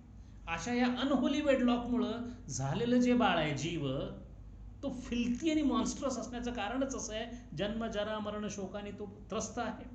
अनेक अनर्थात्मक. किती अनर्थ होतील त्याची काही शक्यता सांगता येत नाही. प्रतिक्षणम. आणि प्रत्येक क्षणाला अविद्येला बळी पडल्यामुळे त्याचा विसर पडतो. म्हणून सतत नाम नाम नाम एवढ्यासाठी, कारण त्या नामापोटी जर माझी आणि त्याची गाठ व्यवस्थित बसली तर प्रतिक्षणम जे अनर्थात्मक होतं ते थांबू शकेल. आणि म्हणून कबीर सांगतात की चढते उतरते दम की खबर ले फिर नहीं आना पडता. श्वासाश्वास सास सास पर नाम ले वृथा सास ना खोय ना जाने इस सास का आवन होवे न होय. अशी परिस्थिती असल्यामुळे अन्यथा स्वभावेन, एक झालं जन्म जरा मरण शोक, एक झालं अनर्थात्मक, एक झालं प्रतिक्षणम अन्यथा स्वभाव, प्रत्येक क्षणाला बदलणारा स्वभाव. माया मरिच्छ म्हणजे इथे माया हा शब्द जादू या शब्दाने आलेला आहे. एखाद्या मृगजळाप्रमाणे असणारी जी जादू आहे ती जशी चालते, किंवा उदक माया मरिच्छ उदक म्हणजे मृगजळात असणाऱ्या पाण्याप्रमाणे, गंधर्व नगरीवत एखाद्या आकाशामध्ये एखादं नगर दिसावं असं हे आहे. इथे आता बऱ्याच वेळेला अजातवाद आपल्याला जवळचा वाटायला लागतो. उदक गंधर्व नगरीवत दृष्ट नष्ट स्वरूपात. दृष्ट आणि जे दिसतं ते जातं. दृष्ट नष्ट स्वरूपात असणे आणि नसणे. सुफी संतांमध्ये याला फार महत्व आहे. त्याला नफी आणि अस्फात असं म्हणतात. नफी करणे म्हणजे संपवणे, अस्फात म्हणजे असणे. नफी अस्फात द पाणी मिलिया. त्यांनी काय केलंय तर त्यांनी स्वतःच्या सद्गुरूंचं वर्णन सांगितलं त्यांनी की मी नुसताच बसलो होतो असा संसार वृक्षाखाली, पण काय झालं, अलिफ अल्लाह चंबेदी बुटी त्या देवाच्या तिथल्या एका झाडाची मुळी मेरे मनवीचे मुर्शिद लाई हो, तिथून ते ज्ञानाची एक मुळी माझ्या मुर्शिदनी, माझ्या गुरूंनी माझ्या डोक्यात, माझ्या बुद्धीमध्ये घातली, रोवली.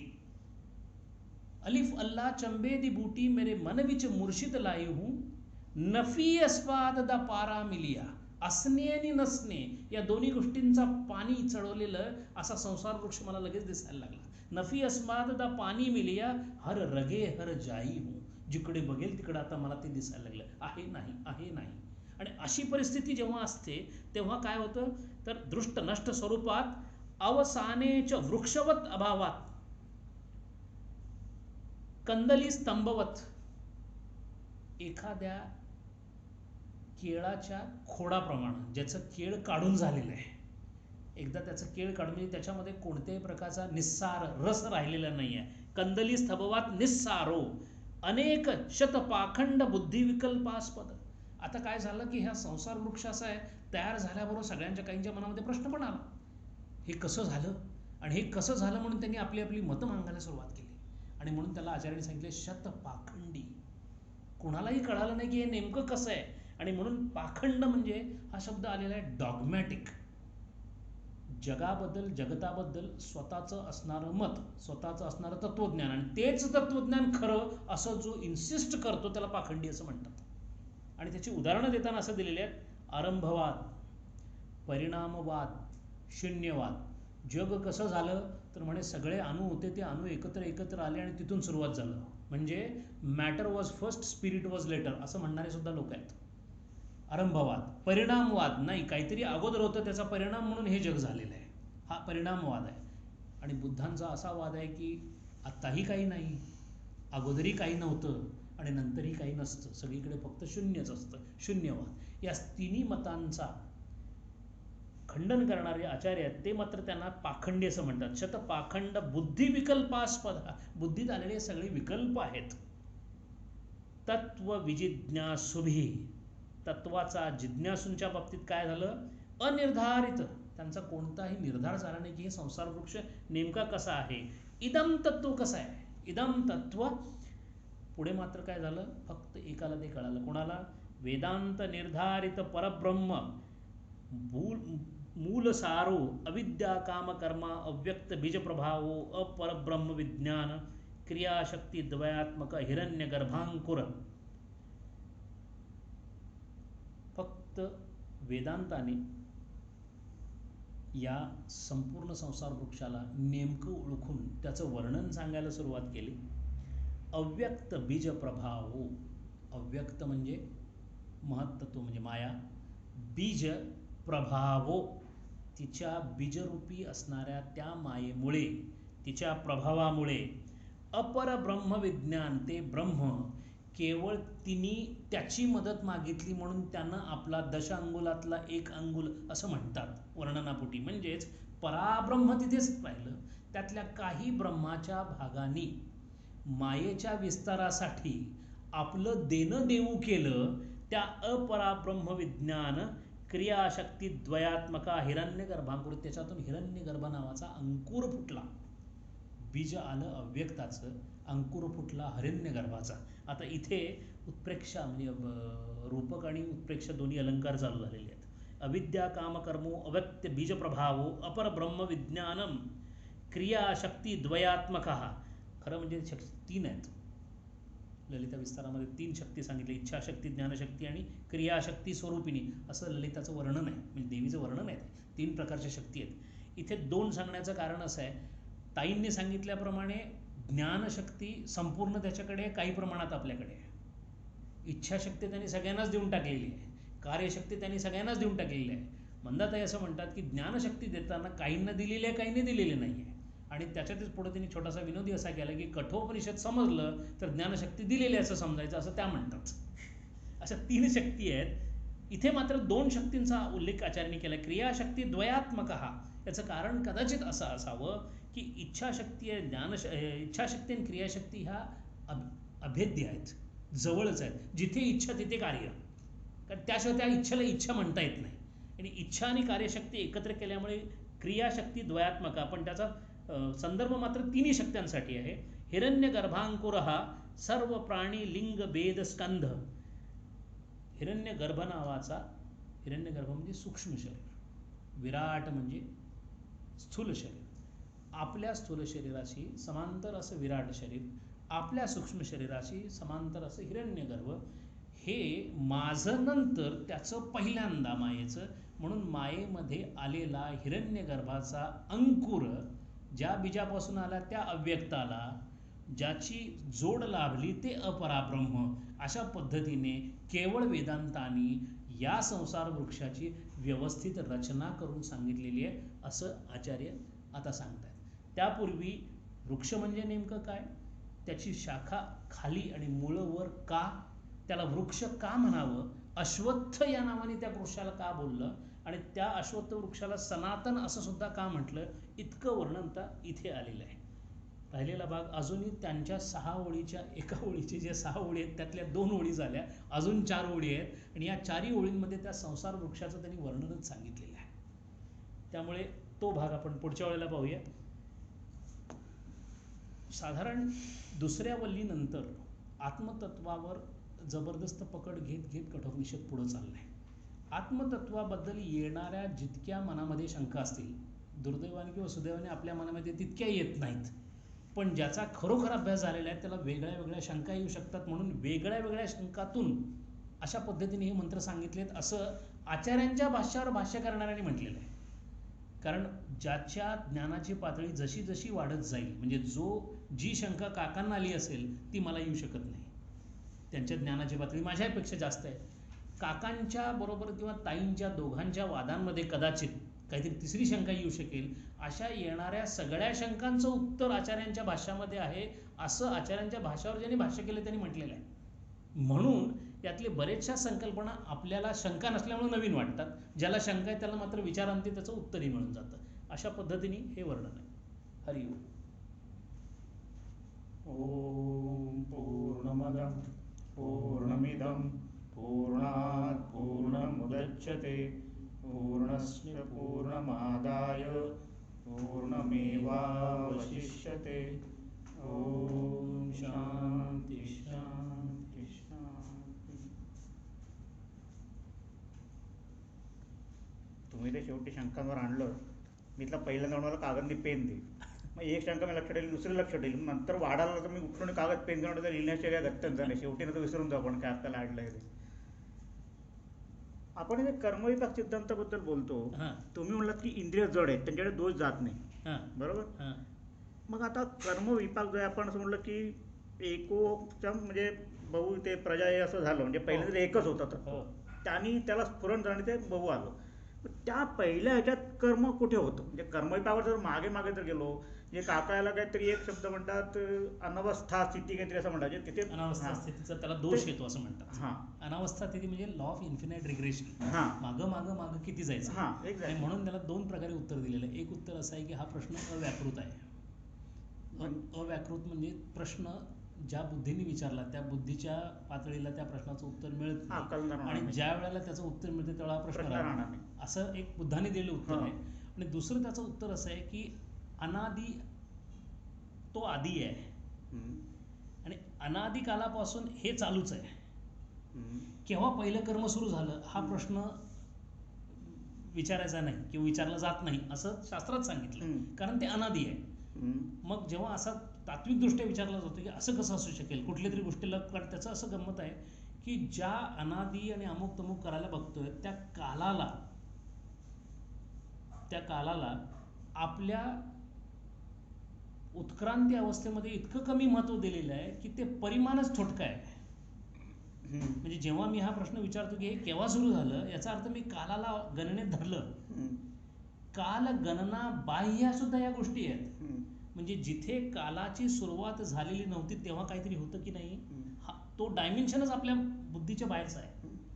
त्यामुळे ज्याला 2 डायमेन्शन्स माहिती आहेत त्याने तिसऱ्या डायमेन्शनबद्दल जर प्रश्न विचारला तर तो त्याच्या काय म्हणतो ग्रहण करण्याच्या शक्तीच्या पुढे जाऊ शकतो, आकलनाच्या पलीकडे जाऊ शकतो असा त्याच्यामध्ये. म्हणून त्याला उत्तर देताना फक्त असं उत्तर मी ऐकलं होतं साधारण मला कळलं नाही का पटलं म्हणजे असं काय म्हणतात नाही बरोबर तसं ते म्हणलं ते बरोबर हो. जसं आपल्याला पहिल्यांदा पटत नव्हतं कोणती गोष्ट की त्याच्या ह्याच्यावर वृक्षाचेही पानं हाले त्याची सत्ता असं म्हणायचं आणि मग मर्डर मी नाही केला असं कसं म्हणायचं. एक दुसरी गोष्ट कर्मविपाकाच्या सिद्धांतामध्ये मी कोणाला तरी मारलं तर त्यांनी मार खायचं हे त्याचं प्रारब्ध होतं की मी मारायचं हे माझं प्रारब्ध होतं का दोघांचं प्रारब्ध होतं.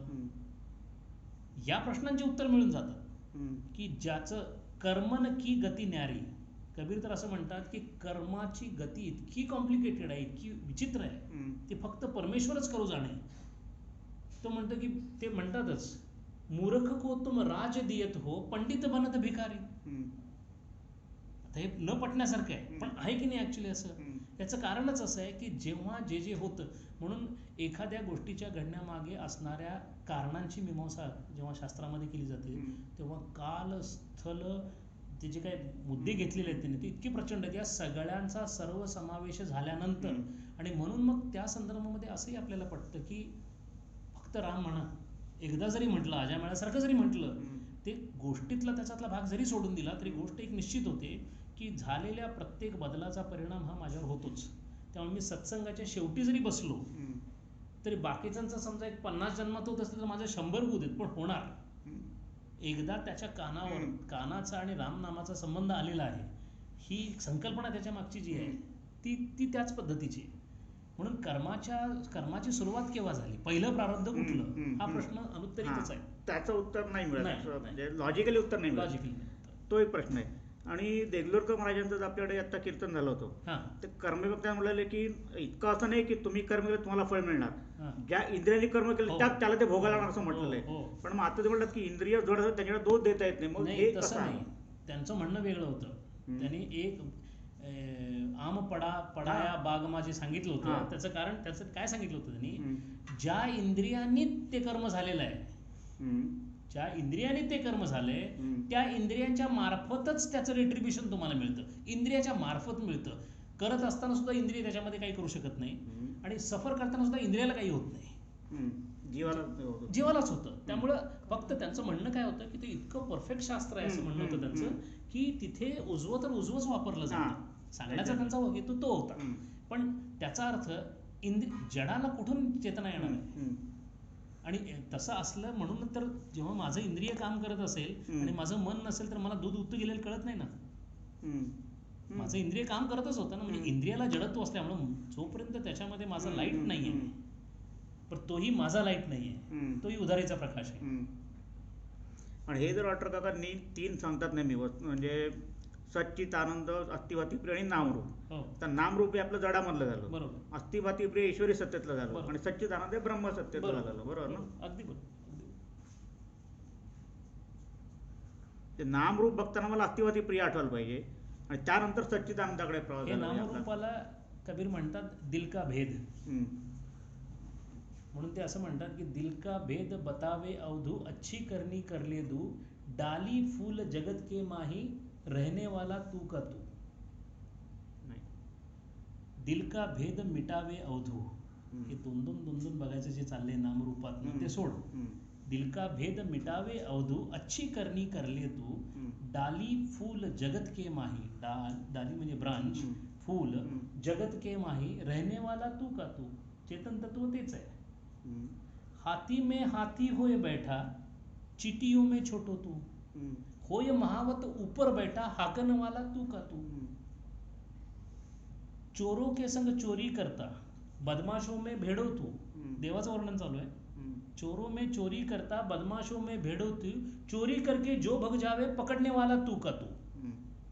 नर नारी में एक बिराजे दो दुनिया में दिखे तू बालक होके रोवन लागे राखन वाला तू का तू. कबीरांना कशा पद्धतीने चेतन तत्व दिसत होतं, किती सुंदर वर्णन त्यांनी केलेलं आहे. दृक दृश्य विवेकाचं झालं ते तुम्ही दृश्य बघता दृक परत लक्षात आहेच ते सांगतात. म्हणजे त्याच्यावरच त्यांनी सांगितलं होतं त्यावेळेला. तेच होतं ना की बघितलं की संजयजी भेटले असं वाटणं म्हणजे नामरूपात आहे. बघितलं की मी आणि ह्यांच्यामध्ये काही नाहीच आहे फरक. संतांच्या दृष्टीतला आणि त्या दृष्टीतला तोच फरक आहे. म्हणून तर त्यांना आपण कृपाळू कनवाळू वगैरे जे म्हणतो कारण त्यांचं तुमच्या कृत्याकडे लक्षच नसतं, तत्वाकडेच फक्त लक्ष असतं आणि त्याचं कल्याण कसं होईल.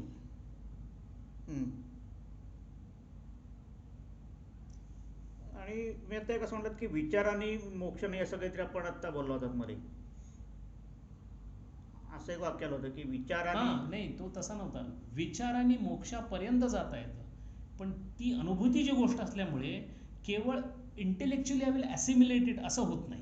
वस्तुतंत्र कर्तृतंत्र तशा टाईप झालं का, म्हणजे मी इंटेलेक्च्युअली कर्तृतंत्राने तिथपर्यंत जाईल, त्याच्या पुढचं वस्तुतंत्रावर किंवा लोक त्याची इच्छा होईल तेव्हा ते मिळणार. म्हणजे आता कसं की अगदीच तुम्हीच परवा सांगितलेलं चांगलं उदाहरण काकांचं जे सांगितलं की विचारांनी हॉस्पिटलमध्ये जाता येईल, विचारांनी मेडिसिन प्रिस्क्राईब करता येईल, विचारांनी फार्मसीत जाऊन ते मेडिसिन घेता येईल. शेवटी खाणे जे आहे ते विचारांचं काम नाही, ते आत जाणे जे आहे त्याच्यात विचार नाही, कृती आहे. कारण तो जो ही म्हण आहे ना शंकराचार्यातलं आचार्यांचीच आहे की वस्तुस्थिती विचारेणं न कच्चित कर्म कोटी भी म्हणून. अगदी प्रश्नच नाही त्यांचं. एक एवढं लांब जायचं काहीच कारण नाही. आपल्या रोजच्या आता हे सगळं झाल्यानंतर सुद्धा क्षणवशात सगळ्या विकारांना बळी पडतो. त्याचं कारणच ते होतं ना. म्हणून बरा खुश झालो आपण दिवस रात्र पडतो ना, एखाद्याला तरी आनंद वाटणं स्वाभाविकच आहे की झालं म्हणजे काहीतरी सुरुवात झाली. पत्नीशी भांडण व्हायचं काही कारणच नाही खरं. अद्वैत असेल तर खरं नाही, बरोबर द्वैत तिथं येत. आणि नुसतं तेवढंच नाही, त्याला जस्टिफिकेशन पण असतात. अश्वत्थ हे बोललात की तो उद्या नाही येतो, म्हणजे जो सीमित आहे, मर्यादित आहे, जो नष्ट होणार आहे. अश्वत्थामा जो आहे तो त्याला चिरंजीव म्हटलेला आहे. नाही, त्याला तसाच तोच शाप आहे त्याला. तो जेव्हा भूत प्रकृतीमध्ये राहील केव्हा राहील, जोपर्यंत त्याची अविद्या राहील. नाही, मी महाभारतातील अश्वत्थामाबद्दल हो तेच सांगतोय. अश्वत्थ सनातन, अश्वत्थ सनातन आहे तो. जोपर्यंत अविद्या तोपर्यंत जाणार, पण त्याची अविद्या जाणार नाही असा शापच आहे त्याला, म्हणून तो चिरंजीव आहे. चिरम जीवम, चिरम जीवम 7 चिरंजीव आहेत पैकी हा चिरंजीव जे आहे प्रत्येकाच्या चिरंजीवतेचं कारण वेगळं आहे. हनुमान चिरंजीव आहे तसं म्हणतात, पण ते भक्तिपोटी झालेले चिरंजीव आहेत देवरूपाने. हा शापापोटी चिरंजीव आहे, शापित चिरंजीव आहे तो. शापित चिरंजीव असल्यामुळे त्याला अश्वत्थामा नाव देण्याचं कारण अश्वत्थ सनातन आहे तो. गमतीचा म्हणून तो पॅराडॉक्सच आहे. पण हे असं झालं मग आता दत्तात्रेयांची जी जन्मकहाणी मंदाकिनीच्या कीर्तनात मी ऐकली, त्याच्यात असते की इतर देव वगैरे जातात, म्हणजे ब्रह्मविष्णूमध्ये जातात, पण दत्तात्रेयांचं असं आहे की जोपर्यंत पृथ्वीवरती अज्ञान आहे तोपर्यंत अवतार राहणार आहे. जेव्हा संपूर्ण अज्ञान नाहीस होईल तेव्हा ते नाहीसे होतील, कारण तोपर्यंत त्यांची कामच ते आहे. एक भोग युनिट, एकांना भोग आहेत, एक कल्याणाप्रित्यर्थ आहे. एक्झॅक्टली, दोघातला फरक उलटा आहे, पण आहे प्रकार एकच झाला. म्हणून ब्रह्म स्वर्ग लोकातच आहेत ना, कारण तो त्या लोकातला अनुभव घेत, म्हणजे अनुभवाची पातळी जिथे आनंदाचं स्वरूप त्या सच्चित आनंद पण असेल, पण केवळ दुःख रहित आनंद असा आपल्याला सुद्धा काही काळासाठी अनुभव येतोच ना. समजा माझ्या आनंदाची व्याप्ती ही 5 मिनिटाची असं गृहीत धरलं, ती वाढवून जर 50 मिनिटं गेली तर त्या 50 मिनिटांमध्ये दुःखाचा अभाव असणार आहे. असा आयुष्यभर फक्त जर दुःखाचा अभाव ठेवला पण कारणसह दुःख निवृत्ती नाही, याचा अर्थ असा की तो सुखात राहील पण त्याचं येणं जाणं जे आहे ते लांबलं. जसं त्या कठोपनिषदात ताईंनी सुरुवातीला सांगितले बा, ते जे दुसरा तिसरा स्वर हे दिलं ना, वर दिलाय, त्याचं वर्णन ताईंनी खूप छान केलंय की तरुणच राहायचं. नाही, अंतापर्यंत, कल्पांतापर्यंत तिथे गंधर्व संगीत वाजवतात, भूक लागत नाही. बरं, खायला नुसतं प्यायला अमृत, भूक सुद्धा लागत नाही, कोणत्याही प्रकारचे थकान थकवा, कारण तारुण्यच आहे, त्याला पुढचे हे नाहीये, वार्धक्यच नाहीये तिथे. अशा प्रकारचं, आणि ते सांगण्याचं कारण असं की हा एक लोक जे 7 लोक केलेले आहेत, म्हणजे अनुभवाच्या त्या कक्षा आहेत, पातळी आहेत, आणि त्याच्यावर ब्रह्मतत्व आहे सांगण्यासाठी त्याचं आणखीन वर्णन मोठं केलेलं आहे, ताकी आपल्याला कळावं की माझे जे नगण्यच चालले ना, एक फ्लॅट आणि एक प्लॉटमध्ये काय येणार आहे कम्पेअर टू त्या मनाने, आणि शेवटी करून तरी काय अर्थोपेडिक मॅट्रिक्सच्या पुढे जात नाही. पण त्यांचं सगळं वाचल्यानंतर असं लक्षात येतं की मग याच्यामध्येच काहीतरी आहे.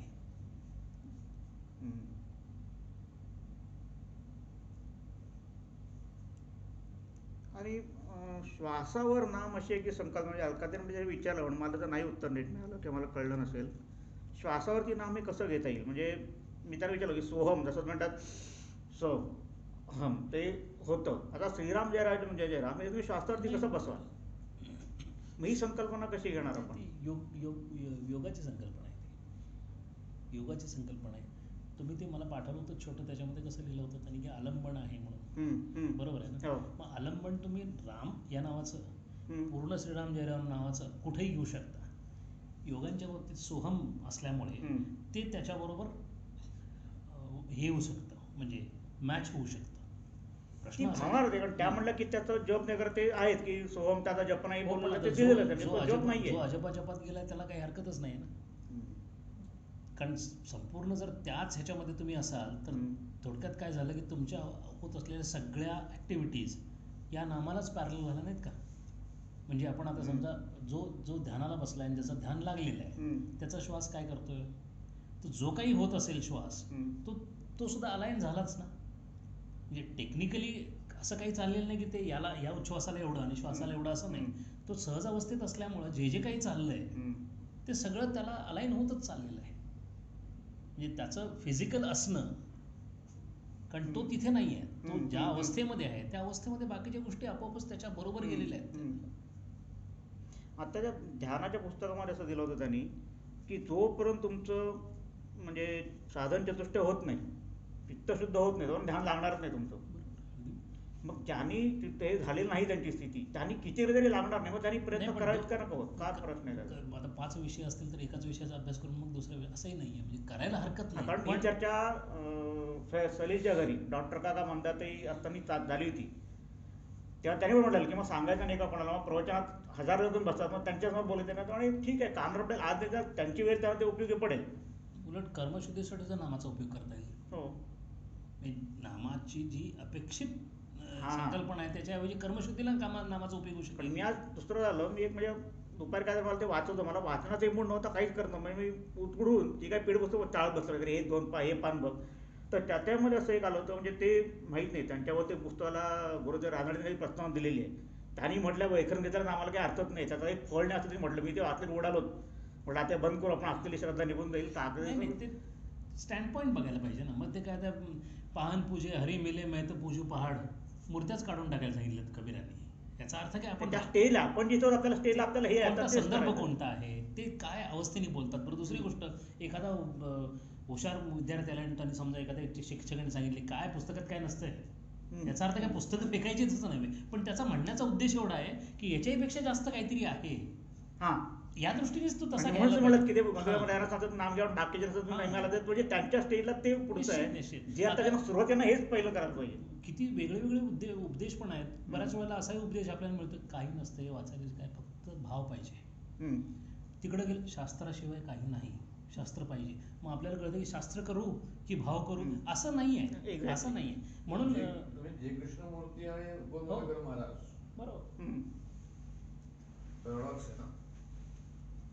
जय कृष्णमूर्ती नामाला ते ठेवतच नाही, नाम नाहीच, काय काही घ्यायची जरूर काही गरज नाही. उलट महाराज नामाशिवाय बोलतच नाही. बरोबर आहे. काही दोन ठिकाणी इल्युजन म्हटलेलं आहे त्यांनी. साधकांनी याचा काय अर्थ लावायचा, साधकांनी याचा अर्थ हा लावायचा की त्याची साधक ते दोघांच्याही स्टेजमध्ये नाही. एक्झॅक्टली. त्यामुळे गुरुजी आपल्याला सांगतात, जे सद्गुरू सांगतात त्यांना आपली लावणे जाणे ते आपल्याकडे तेच आहे. बाकी लिहिलं सर आपल्या त्या स्टेजला जाऊ तेव्हा तोपर्यंत जास्त विचार करायचा नाही, आपल्याला सांगतेवढं करत राहील. काय समजा तुमच्याकडे इथे येण्याकरता 2 शिड्या आहेत, समजा असं धरून तुम्ही एका शिड्यावर समजा तुम्ही आला, लिफ्टने येतो, जिन्याने येतो, बरोबर नाहीये, मग तुम्ही खाली उतरून दुसऱ्या शिडीवर गेला, मग अरे यार हे बरोबर नाही, परत खाली आला, परत दुसऱ्या शिडीवर गेला. आता तुम्ही शिड्या बदलत राहिल्या तर पोचणारच नाही त्या ठिकाणी. एक धरा आणि त्याने पुढे जा आणि मग कळेल की त्याला ते काका सांगतात नाही, म्हणजे मग कळेल की सगळ्या रस्ते इकडे येतात. याचा अर्थ हा झाला की तुम्ही कृष्णमूर्तीवर तर कृष्णमूर्ती काय हरकत नाही, तुम्ही तिथे शिडीवर तुम्ही जे आहे ते पोचा. म्हणून काय होतं की एक ग्रंथ एक गुरु म्हणजे तो एक धरलं तर तुम्हाला ते पडेल, आता तुमचा कन्फ्युजन वाढेल. करा, नाम करा, हरकत नाही. तिथे सुद्धा तुम्ही जाऊन त्यांचा अनुभव आहे, संतांचा अनुभव बरोबर आहे, तिथे सुद्धा पोचा. आणि म्हणून मग असं सांगतात की तुम्ही दुसऱ्याचं ऐकू नका, साधारण साधका करता. कारण ह्या सगळ्यांनी हरिपाठ लिहिला, हरिपाठ हरी म्हणा हरिमुखी म्हणा ते सगळं इतकं सांगतो तुम्हाला, मग हे खोटं असणंच शक्य नाही. कारण त्याने दिलेला उद्देश तो जनाला दिलेला आहे. की ज्यांना जो साधारण साधक आहे त्यांनी आपलं एक पकडून ठेवावं, ज्यांना बोलायचं आहे, जबाब द्यायचे आहे, आणखीन की शास्त्र सांगायचं त्यांच्यासाठी ते काका म्हणतातच की काकांनी स्वतः आपल्याला नाही का नानाची सांगितलं महाराजांनी सगळ्यांना नाम घ्या म्हणून सांगितलं, पण अंतरंग शिष्याला मात्र हिमालयात पाठवत होत्या. त्यांची काहीतरी असेसमेंट असेल तयारीची किंवा काय असेल. आता काय आहे की ह्याचे सुद्धा जे आहे म्हणजे गुरुदेव राणांच्याच पंथामध्ये श्वासावर नाव घ्यायचं त्याचा तो गुरुमंत्रच तशा प्रकारचा आहे. त्याच्यावर तो म्हणजे प्रत्येक श्वासावर श्वास आणि नाम हे दोन्ही जमवायचं असं ते नाम ऐकलं होतं थोडस म्हणून मी बघितलं. त्याच्यात आहेच तसं म्हणजे गोखल्यांचा तर त्यांचा अनुभव आहे ना गोखल्यांचा. त्याचं काय की त्यांनी तसं का करावं, त्यांनी केलं म्हणजे कमीत कमी तुम्ही श्वास चालतच राहील, श्वास तुम्ही सोडू शकत नाही. मग नाम जर श्वासावर घेतला तर कदाचित नाम सुद्धा सुटणार नाही, असं त्याच्या पाठीमागचा एवढंच त्याचा हे आहे. म्हणून त्यांनी त्या हे पण दिवसात मी एवढे श्वास घेता म्हणजे तुमचं इतकं नाम होतं, बरं काय काय दिलं नंतर पुढे म्हटलं. दुसरं काय झालं की हा प्रश्न बेलसरांना कोणीतरी विचारला, काय विचारला नावाबद्दल प्रश्न विचारला तुम्ही, त्यांना असं विचारलं की बाबा माझं नाव जे आहे ते श्वासावर मला घेता येत नाही, ते कसं करावं हे तुम्ही मला समजू शकाल का. मग त्यांना असा सरळ प्रश्न विचारला तर तुला कुणी सांगितलं नावावर श्वासावर नाव घ्यायला. म्हणजे गोंधळकर महाराजांचे ते शिष्य असल्यामुळे त्या पठडीमध्ये असल्यामुळे त्यांनी सांगितलं तुला कोणी सांगितलं श्वासावर, आणि तो तसंच केलं जसं आहे. ते म्हणले की तुम्ही उपाधिरीत नाव आहे, तू उपाधी लावल्यास त्याला, मी आंघोळकर म्हणतो, मांडी घालून बसून म्हणतो, माळ घेऊन म्हणतो, ते तशी गरजच नाही. तुम्हाला ते नाम घ्यायचं ते पूर्ण आता घेत राहा, ती स्टेज आहे तुम्हाला ऑटोमॅटिकली फिजिकल मेंटल सगळी स्टेज वर मिळेल. सर्वसाधारण साधक असतो त्याच्याकरता म्हणून हे सर्व त्यांनी जे आहे ते असे हे बांधून ठेवले. जसं कन्स्ट्रक्शन मध्ये कसं असतं बाउंड्री बांधतात ना लागलीच, नंतर कन्स्ट्रक्शन करतात, तशाच प्रकारचं कन्स्ट्रक्शन पूर्ण झाल्यावर बाउंड्री निघून जाते. तर तसंच हे आहे की आपलं कन्स्ट्रक्शन झालं की आपली बाउंड्री मग काही प्रश्नच नाही राहणार. बाउंड्रीची आवश्यकता यासाठी आहे की कन्स्ट्रक्शन होऊ द्या. जसं पाण्याला पाठ काढलेला असतो, विहिरीचं पाठ काढलं पाणी की बरोबर ते तिथेच पडणार आहे जाऊन नंतर. आणि करायचं काम इतकं आहे शिल्लक, एखाद्या विद्यार्थ्याचा अभ्यास म्हणून मला असं टेन्शन आलं की असं इतकं सगळं पुढे आपण आहोत, पुढे आपण नाहीच म्हणतो कशाला, आपल्याला इतकं सगळं ज्ञान पुढे पडलेलं आहे.